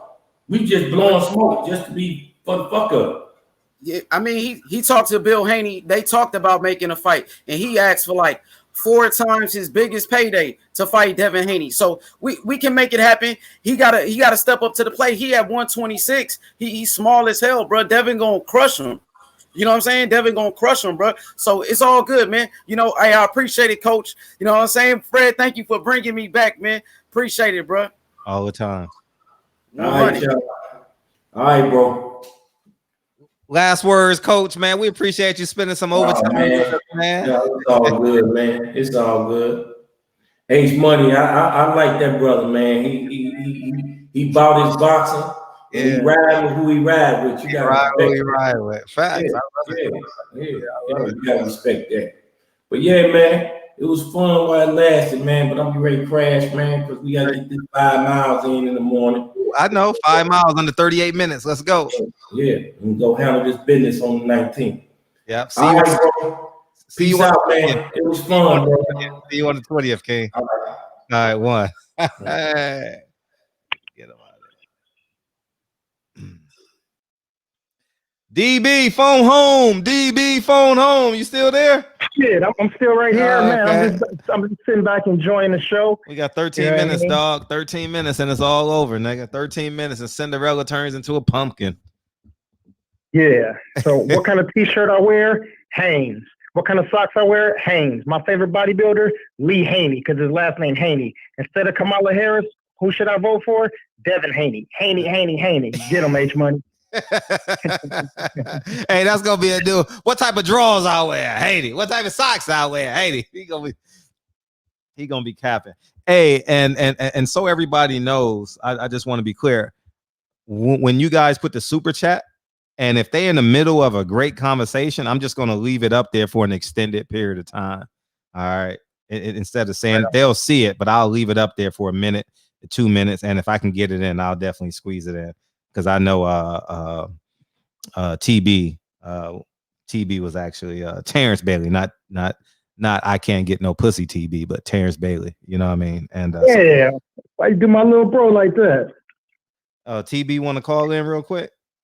Oh shit, TB want to call in real quick? Uh-oh. All right, let me open up a second line. Yeah. Oh damn. Oh, is this a Skinamax call? Because it's midnight. It's close to midnight. Go ahead, TB. All you, nigga. Call in. We waiting on this. We waiting on this, dog. We waiting on this call. Oh, shit. All you, dog. We waiting. We waiting. Oh, damn. We got Rob. Rob like, yeah, we waiting on this one. The phone lines are open. TB, hold up. You need. I ain't. Arrest. No, we ain't gonna go that one. We gonna go. It's a celebration. It's a celebration. This is anti-hesitation. It's a real nigga celebration. What's up? Yeah, what to do, Fred? What's salute, DB. Happy day, big bro. Right on. I appreciate that, man. From Oakland to Chi-Town. Right on. Hey, so Fred, let me ask. Oh shit, what the fuck is this big ass? Oh, never mind. Anyway, what I was gonna say. Hey, look, I fuck with Devin Haney too, bro. But sometimes you just gotta keep facts as facts, bro. Like, I think he's a good fighter right now, but he hasn't really fought nobody. As far as Adrian Broner, I'm comparing when they were 21 years old. Adrian Broner fought the better competition. That's just fact. I think he beat Ponce. I think Ponce de Leon was the guy they were talking about, right? No, he fought Vicente Martin Rodriguez. That's who he got the belt from. Oh, okay, gotcha. Stand corrected. Yeah. And that was at 22 years old. 22 years old. Okay, gotcha. I was close. Okay. Yeah. But I wanted to chime in on this Rollie shit. On this Rollie. Oh, yeah, go ahead. I thought you was calling saying you got something, man. What the fuck? You wasting our time. Yeah, I wish I could, man, but nah. All right. Don't even worry about it, TB. I got you. I got extra for you. Hey, send that nigga a Senate finger or some shit. Yeah. Oh God. What, nigga? Go. But that was the worst robbery y'all seen yesterday. Like, that was a bad one. You know it's bad when everyone reacts to it. Everyone reacted to it. Even his stablemates like Badu Jack, they train in the same gym together, dog. They see each other every day. Like, nigga, you didn't earn that shit. Damn, I feel bad, man, because it's not his fault. It's the judge's fault that put him in that position. They should have gave him the L and he come back stronger and he gets mad and he gets angry and everybody pat him on the back. It's okay. It's all right, you know. But now he's in a precarious position. He didn't win that fight. So, but he's gonna get that pay raise though. It's gonna be a one payday shit. I mean, I don't think he's gonna win that. He ain't gonna hold that belt too long. Like, he should never even got the belt to begin with. They should never even gave him a shot for the title. But you know, it's the WBA. They got like 3 champions. They got like 4 champions in one division. But I really think they did him a disservice by giving him the title. Like he's trash, bro. Like, he's not gonna beat any of the elite 135 pounds. Like, all he's really gonna be good for is the interim title. Like, really, who is he gonna be at 135 among the elite? That was a question. Hello? Yeah, we listening. He hasn't. You're right. I asked you a question. Like, who's he gonna beat? Like, nobody. Who's he? Rollie. Yeah, he's not gonna beat nobody. We've already established that. Oh, okay. Yeah, he ain't beating nobody. I'm back in the chat. Appreciate you. I thought you was calling with some better news, man. You called to talk about Rollie, nigga. Get out of here. Man, shut up, Nick. All right, peace. What's up, man? Oh, man. It's funny, man. I deserve a good show for my birthday, man. Yeah, this was fun. We had some overtime with shit. That's only in the barbershop. You're gonna get that conversation. You know what I mean? Only in the barbershop. You know what I mean? South Central. We in South Central Harlem, baby. That's right. South Central Harlem, man. We on 125th and Slauson and Crenshaw. Between Slauson and Crenshaw. Yeah. So we wasn't on yesterday. You know, today my C-Day, but yesterday was Nip's birthday. And you know what I'm saying? I had to go out to I had to go out to the marathon store. Yeah, you know facts. what I'm saying, Mm-hmm. and just post up for a quick minute. You know what I'm saying. I posted a little video. I was out there for about an hour, but I posted a video on my channel. Mm-hmm. And man, it was crazy, man. Every time we had something out here, man, shit just be it's different from when we go to other places because there's always something to do in LA. Oh, you know what I'm saying? Like I said before, you got Universal Studios, Disneyland, Magic Mountain, Universal City Walk. If you ain't going there, you can walk down Hollywood Boulevard. You can walk down Sunset. You can just be on Crenshaw. Occasionally we still got the lowriders and shit out there from the Wiener Schnitzel. They start doing shit downtown. There's Venice Beach, Santa Monica, Long Beach. There's Laker games, Clipper games, Rams, Dodgers, Kings, UCLA. Like it's shit to do in LA. You know what I'm saying? Not only that though, but there's always a celebrity who not even from out here. Diddy, Jigga, all of these other people, they all move out here and then they have all their parties out here. They don't do shit out there. Facts. Is that Asian Math? No, that's not Asian Math. No, that was Terrence Bailey. He was calling to say happy birthday, I think. Go ahead. All right on. But so when we have something where it ain't nothing going on, man, it was thousands of people out there. You know what I'm saying? And that just goes to show, man, how effective Nip was and is. So got to give another shout out to the homie, you know what I'm saying, Neighborhood Nip, and happy C-Day to him too. Nip, man. Neighborhood Nip, dog. Yeah, I drove by a couple of times. I saw the airplane and shit. And yeah, man, he's special man. And you know what I was thinking too? The police, I'm uncertain if it was just the coronavirus, but I think that they should instead of forcing people away, they should just let people celebrate them. They try to, man. They just so damn scary. Yeah. You know what I'm saying? Like these police officers, like, the saying is that these are the dudes that never got pussy in high school. You know what I'm saying? So they real weenies.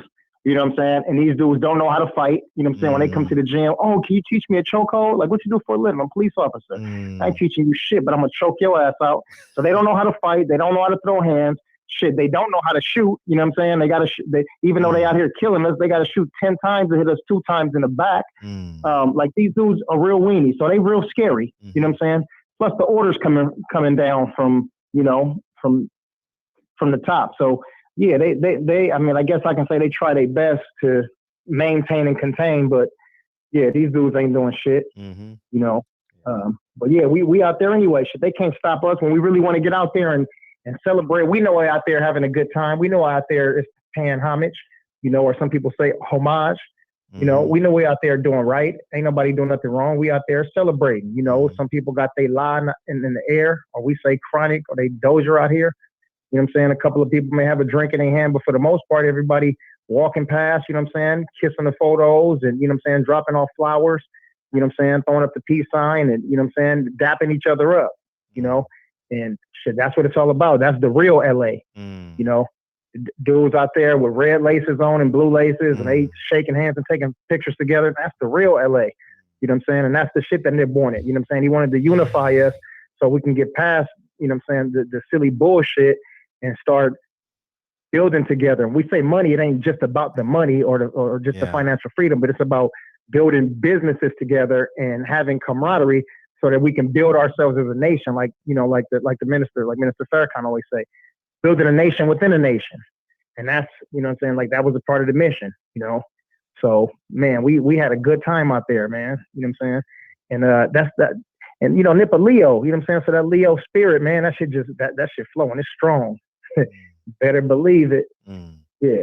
So that was great, man. So yeah, Nip. And then we had Holly Berry, Magic Johnson, you know what I'm saying? Like I said, my shit, then we got Mirror shit coming up, you know what I'm saying? Lonnie DiCarlo, man, Leo is strong, man. I think not Israel. I think his shit's coming up too, like on the 18th, 17th or 18th or something, and Fresh might be a Leo too. I ain't 100% sure, but we thick and we deep in this motherfucker, man. And think about all the people that I named right now, all not just kindred spirits, but these are strong people, if not vocally, just strong in character, So that's how we get down. Plus your G Pops, his is tomorrow, right? Yeah, the 7th, right? Yeah, in 2 minutes. Yeah. Yeah, there it is. So shit, we're gonna talk for another minute and 59 seconds so you can get his shout out to him. Would have been 103. Yeah. So real quick, Rollie, Raleigh, certain dudes, I can tell some dudes, they know how to fight because they've been in the gym since they was 3, 4, and 5 years old. Mm-hmm. And then other dudes that you have, and I always throw the MMA in there, you have dudes like Deontay Wilder, like Francis Ngannou. These dudes start fighting late in life, but they a fighter in their heart. So they didn't have to train from the time that they was 3, 4, 5, and 6 years old and go through the juniors and, the Olympics and all of that shit. Like, these dudes are just real fighters, and I can tell when I see dudes in the gym or when I go to fights or just when I see dudes on TV, I can tell who's a fighter at heart and who's a person who's just got skills because that's what they've been trained to do. You understand? And when you got a person who's got a combination of both, like guys that have, they are fighter spirit and they also have skills. And that's when you start getting the dudes like Shakur. That's when you start getting the Devins. That's when you start getting the Tanks and those kind of dudes. You know what I'm saying? Even AB, AB shit. He's not successful in his biggest matches, but AB ain't no punk. He be accepting fights, and if he accepts this fight with Devin, that's really going to show the kind of, character that he has in terms of being inside the ring, because he don't really duck no fades and no smoke shit. He'll take it, But Rollie, I don't pay no attention to him and never have. Every time I hear people say his name, I tune out of the conversation because he ain't never been shit to me. You know what I'm saying? And I don't care who somebody's trainer is or what gym they training out of. That shit don't mean nothing. If you got a sucker, you're a sucker. You know what I'm saying? Your boy Lonnie in the super chat. Bueno. Rollie won't make it past 2 more fights holding on to a belt, But and then I want to bounce over to David Benavidez real quick. Oh, go ahead. David Benavidez, he, like I said, I like the Benavidez brothers, both of them, man. You know what I'm saying? Pops and everything. But the dude didn't look like nothing to me. You know what I'm saying? He didn't look like the person that he usually is. And I think that was attributed to him being out of shape and fat and overweight. He looked pudgy and everything. So with that kind of discipline and that performance that he put on, a rematch with Darrell wins that fight. You know what I'm saying? Not only that, though, Darrell also has, remember, he got his eye poked. Got his eye fucked up, which impaired his vision. So, but that was a good scrap. And but Caleb Plant is the front runner right now. Like, Caleb Plant beats him with that performance and that discipline he had. It's not a tough fight. Caleb Plant beats him within 6. You there? Oh, yeah, you said 6. Damn.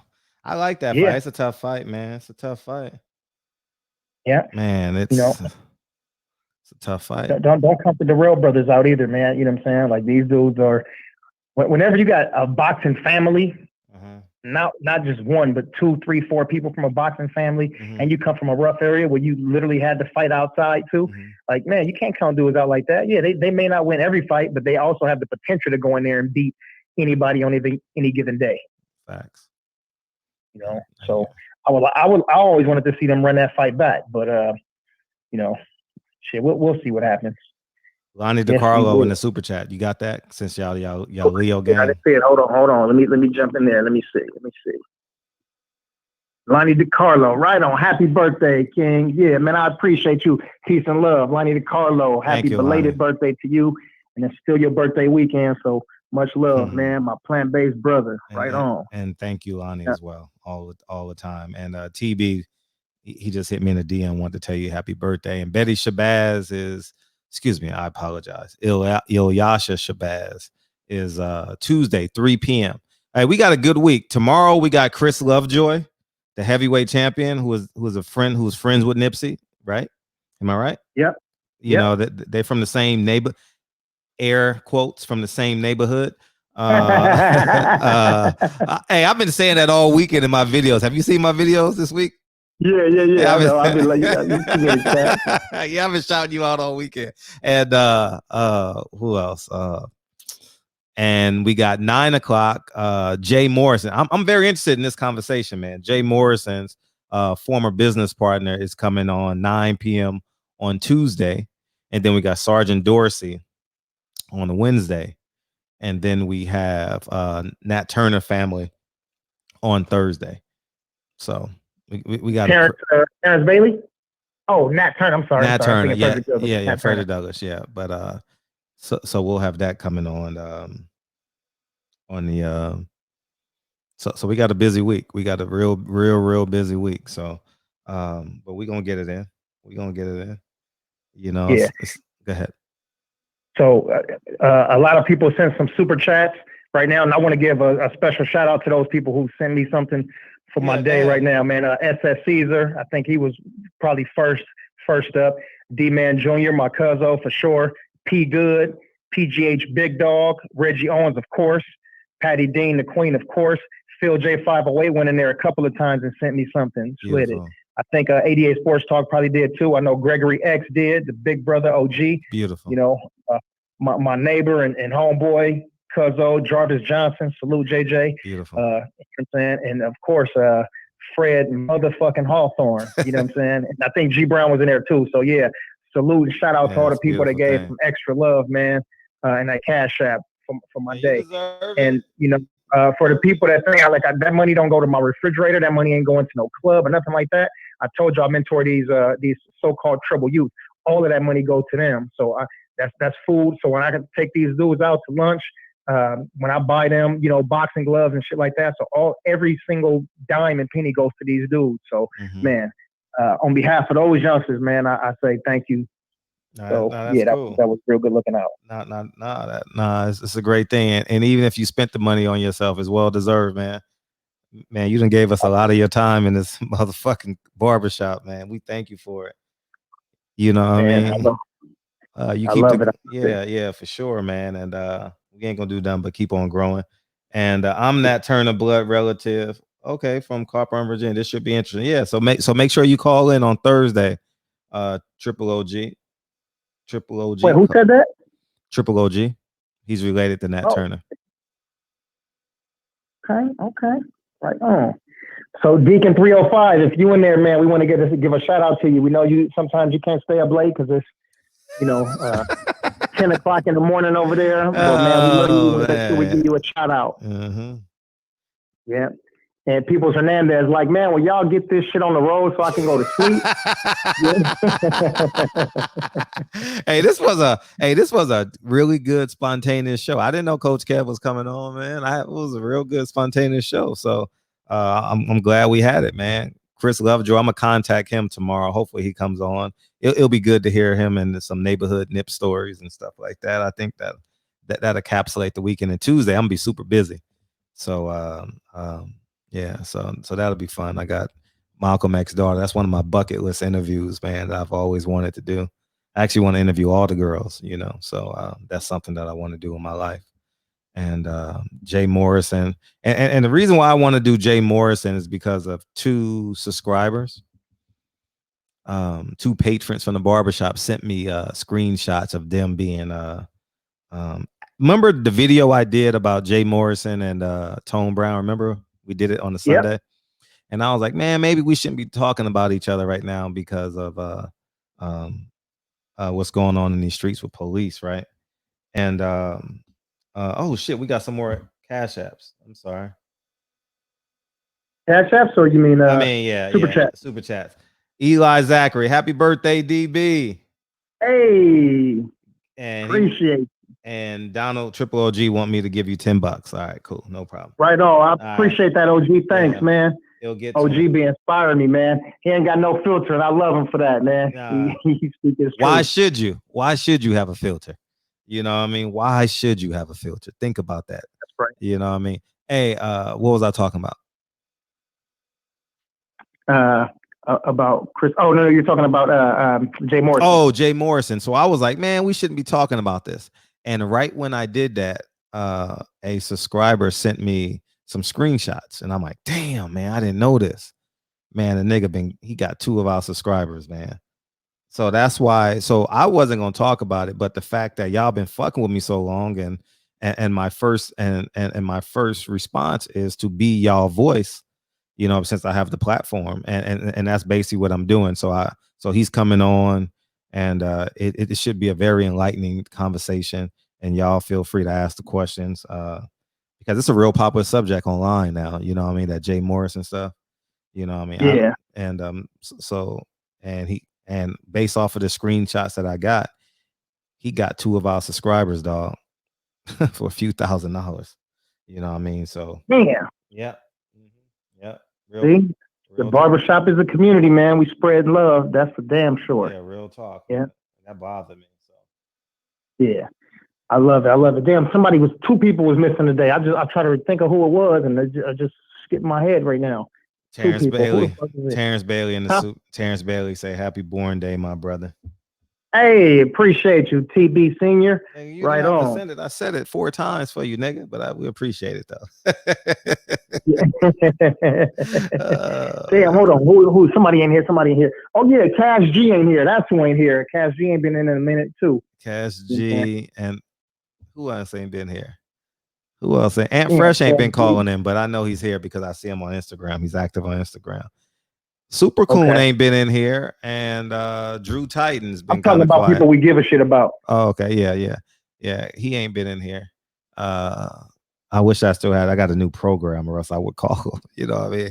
I know we don't like him sometimes, but you know what I mean. He has value, whether you like it or not. And Drew Titan has been quiet, but he's okay because he's been active on Instagram. So right on. So Donald Grant asked you a question. He said, "Who is Jay Morrison?"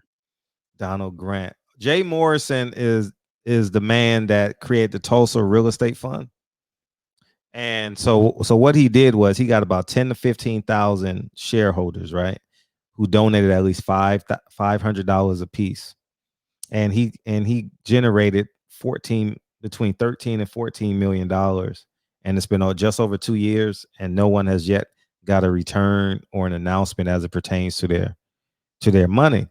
And coincidentally, parallel to that, he has currently a real estate academy, kind of like a real estate online school, and he hasn't produced what he said what he was going to offer with what people paid for. So they calling him a scammer now and stuff like that. So he has this label attached to him.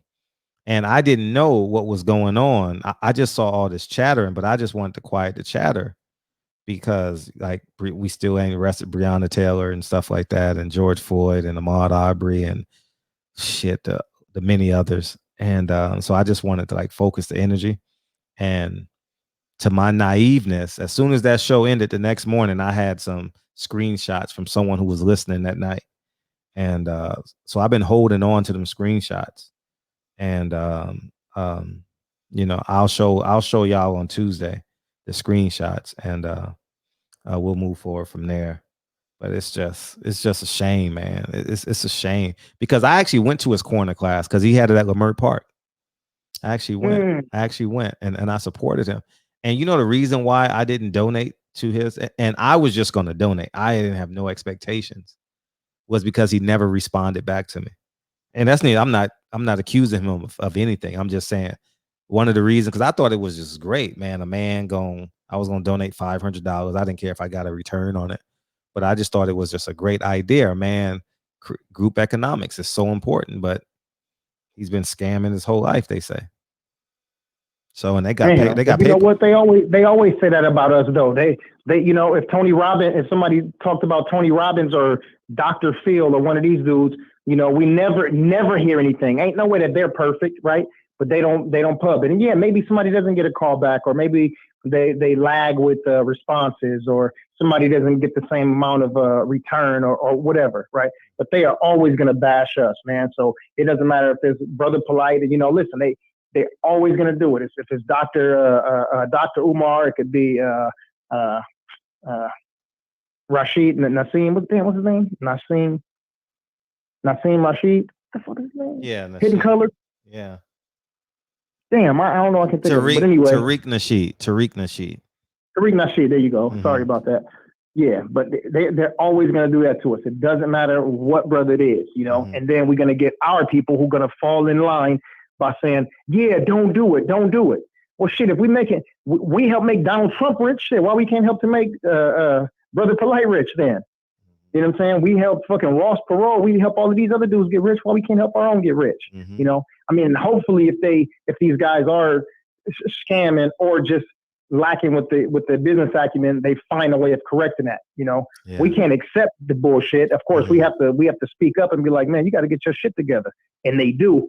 But you know, that don't mean that we stop advocating and promoting them. Yeah,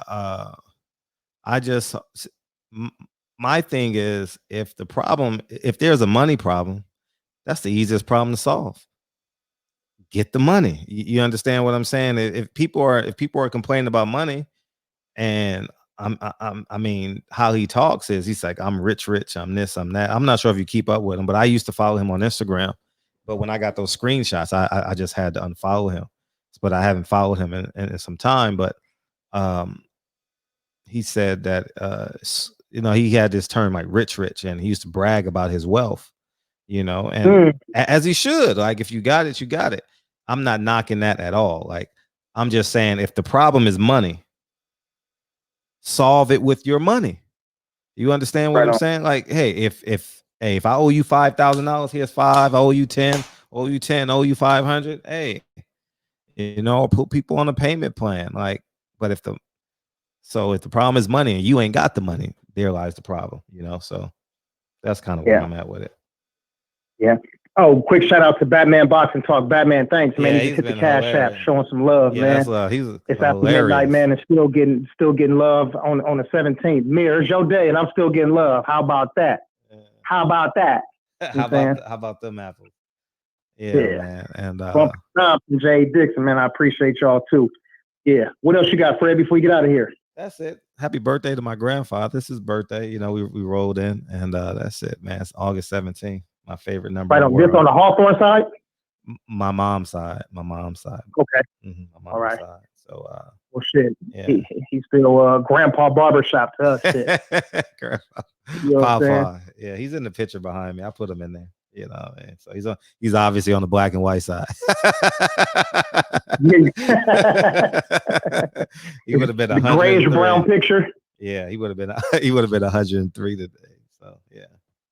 Yeah, you know, thanks for that, Mir. Because if you didn't say Tariq Nasheed, somebody was going to be putting shit in the comment section and calling us all kind of names.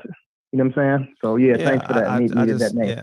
Yeah, and that's something maybe we need to talk about on this show too, and maybe will impact our community. Is it's okay for Black people to make money? You understand? Like people have this disease where we got to do everything for free. It's like this Christian mentality. Oh, you got to donate all your time and donate all your money. And like I was saying, even if you don't put all the money in there, nigga, you got here. You got, you know what I mean? Like, you're not obligated to, and it's a kind gesture that you're doing it. But you have every right to, on your way to the community center, to get you something to eat, fill up your gas tank. You know what I mean? Buy you a new pair of shoes so you can work out with them. You know what I mean? Yeah. It's all self-care is important, you know? And I think we lose sight of that to some degree. Like there was, y'all send me screenshots of people comments and shit. And like about like people, y'all supporting the channel financially and stuff like that. And I'm great. And I'm thankful for that y'all do that. And people get mad. I don't understand that at all. Like that bewilders me. Like, how can people get mad? Like, other people support you. That's what they do. Is you have to, I don't know. It's just beyond my own understanding, dog. It's like now tomorrow people gonna be mad at you for people cash apping you. You done been here for 120 days in a row, hanging out with us, closing the show, and niggas mad because we supporting you. Listen, all y'all niggas' birthdays are welcome to celebrate it in the barbershop. Every last one of y'all. Every last one of y'all. We ain't discriminating because DB, every last one of y'all, man. You want to beam in for your birthday? You want to co-host on your birthday? You're more than well. We'll give you a 10-minute segment. You want a 10-minute segment for your birthday? We'll get it done. All right. Everybody here.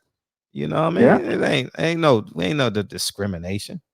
You know what I mean? Yeah. So that's what it is. And come to the east side of LA and then come sit down with some teenagers. Yeah. If you got a problem with it, come to the east side. Yeah, we're gonna do it after COVID. We're gonna do it after COVID. And then here's the catch. People don't know, like I hate to bring this up, but the fact that we're on this, I'm paying for the talent to come on and do these concerts. It ain't free. If you know me, Fred don't accept nothing free. I don't do it. I don't believe in it. I stand on it. Even if I got to pay you $1, I'll pay you $1. Like, I don't accept nothing free. Like, it's just hard for me to do it because of the how I was raised, but because of the circumstances of getting stuff for free as you're being raised. You know, oh nigga, you owe me now. Fuck, I don't want to hear that shit. You owe nah, man. That kindness in your heart tell you I'm gonna kill you if you don't pay me back. You know what I mean? So, but it's just what it is, man. You know what I mean? You know, we got great people like Lonnie DeCarlo who wants to give for his birthday. Let people do what they do. You know what I mean? Let people be themselves here. Y'all can be yourselves here, man. Be yourselves, man. Yep. Terrence Bailey Sr. in the super chat, he said the difference between good money. What? Difference between and corrupt money, nigga. Corrupt, not the rapper, nigga. The difference between that and corrupt money. Yeah, I'm gonna have a good run though. I'm gonna have a good run. It's like 80 degrees outside. I feel it in here, dog. It's still, I got the fan on me. It's still hot than a motherfucker. It got to be over 80 degrees outside. I'm excited to run right now because my body gonna feel good. You know, my joints gonna feel warm. Yeah, I'm happy. Yeah, man. But it's So last quick shout out so we can get out of here. JR Yano said, "Happy birthday, much love." JR, man, appreciate you. All the Leos, all the Leos, man. Thank y'all for coming in here, man. Everybody's welcome to a barbershop. Not Israel wanted to give him his love. Not Israel said peace and happy birthday. Somebody said happy birthday to your G Pops too. Oh, SS Caesar said happy birthday G Pops. And my brother G Brown just shot me something in the Cash App again. God damn, man, this is crazy. Love that I didn't know existed. You know what I'm saying? And I really, really appreciate y'all. You know what I'm saying? That's easy. I was talking about the artist that's coming on. The artist that's coming on, their talent. I mean, we pay for their talent. You understand what I'm saying? So, I mean, it is what it is, man. We're going to have a great time on this channel. We're going to have this going to be like a full-pledged community by the time I'm done with this shit, dog. Watch.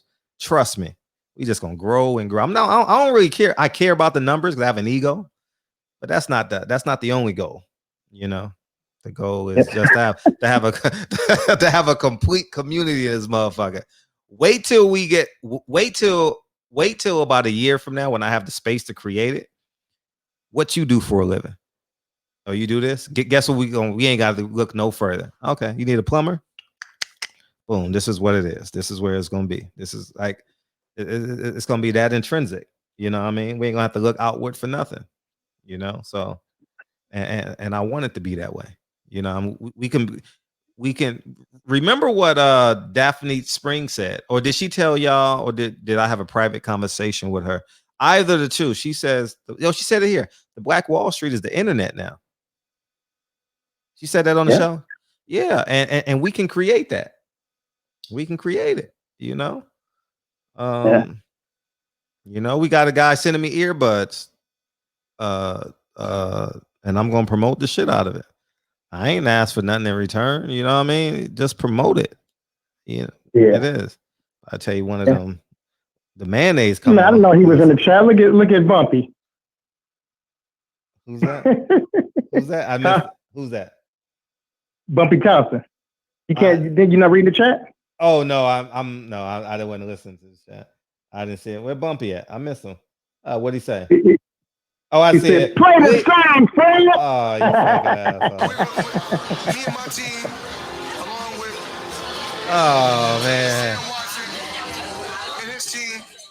Appreciate y'all, man. I love y'all for coming, spending 3 hours and 23 minutes, man. I'm excited to run tonight, dog. Oh, I can't wait to go running right now. I got the kids all day tomorrow too. Oof, we gonna rock out. But the kids are old enough where I can get an extra 30 to 45 minutes in the morning. You know? Yeah. But I gotta be up though. I can't be sleep because I can't sleep. They jumping on you and shit. You say, nah, go to your room, clean up. You know, you lie to them. Hey, go find this. And they come back 15 minutes later because they get distracted and shit doing something else. People are mad that said I can go to bed. Lavelle Jones in the Cash App. Lavelle, appreciate you. Lavelle, appreciate you. One time for DB, y'all. Life's a play with no rehearsal. Learn quickly, they'll come for your role. Games you play, can't take it personal. Cause the devil is a lie. Hey. I'm telling you the truth. Hey. It's all what you do. Hey. Things you gotta do. Hey. Hey. Hey. Hey. Hey. H Money, it's Haney time. Phil, Bumpy, DB, Mr. Vegas, Dave Jack, People Hernandez says I can go to bed now, boy. Mirror, Dave Jack, G Brown, Funny. What's up, DB? You're back in here again. Lavelle, Phil, H Money, Batman, H Money, Terrence, G Brown, H Money, Donald, J.A. Dixon, everybody in here. Batman stayed up. He got to get that. He got to hit the road in the morning. Hey, what's up? Shout out to the third shift. Caesar, you stayed up, big homie. Hey, you don't have daylight saving time, so it's the same time, same light all time. Pookie, Rob, what you got on? What you got on this line, Rob? This my personal statement. Run the game like I'm ASICs. Learn to develop patience, determined to be the greatest. Yeah, bobbing and weaving, they changing up like the seasons. So I do it for all my people. Jabbing the competition, back with the ropes. Well, you had a great birthday, huh? You had a great birthday weekend? Yeah, I was eating all weekend. Shit. That's beautiful. That's beautiful. I was in Lamert Park with Lincoln today, man. Just chilling, listening to live music. I hung out with remember Muhammad? He came on for Malcolm X's birthday. Yeah, the painter. Yeah, I was hanging out. Did you see him yesterday? Yeah. Yeah, you see him yesterday. I hung out with him. I just like listening to him sometimes. He's an older man, and I enjoy listening to him. I love that man. You know what I mean? Rob, last but not least, this is my personal statement. Happy birthday, DB, in the voice of the generation. Hey. The devil is alive. Man. I'm telling you the truth. It's only what I do. Some things you gotta do. Hey. How many times you cry this weekend? Just once. Just once, yeah. Yeah. Yeah, I broke down yesterday. I was leaving my I was leaving family house yesterday, and I said, man, let me drive down Slauson one more time, and I saw those candles by that picture, man, kind of broke my heart a little bit. You know what I mean? Yep. I had a bad one in the car with me too. Yeah. She started doing the same thing I was doing. Yeah, man. It's rough out here, man. When you lose great ones, man. Alpha males too. You know what I mean? Alpha males, man. We love you, man. Happy birthday, man. Carry this energy on the rest of the week, the rest of the month, the rest of the year, and the rest of your life, big homie. Yeah, I appreciate you, man. Love you, Fred. Love y'all family. Thank everybody, man. Sincerely, from the bottom of my black ass heart. You deserve it. You deserve it. You light skinned though. All right, appreciate you, big homie. Peace. All right, peace, man. I appreciate y'all, man. We're gonna see y'all tomorrow. We got Chris Lovejoy in the morning. Excuse me. We taking a 21-hour break. I see y'all 20-hour and 30-minute break. See y'all niggas, and happy birthday, DB. Happy birthday, Nip. Happy birthday, Lonnie DeCarlo. Happy birthday, Leo Gang. See y'all tomorrow. Peace, y'all. Peace. Peace.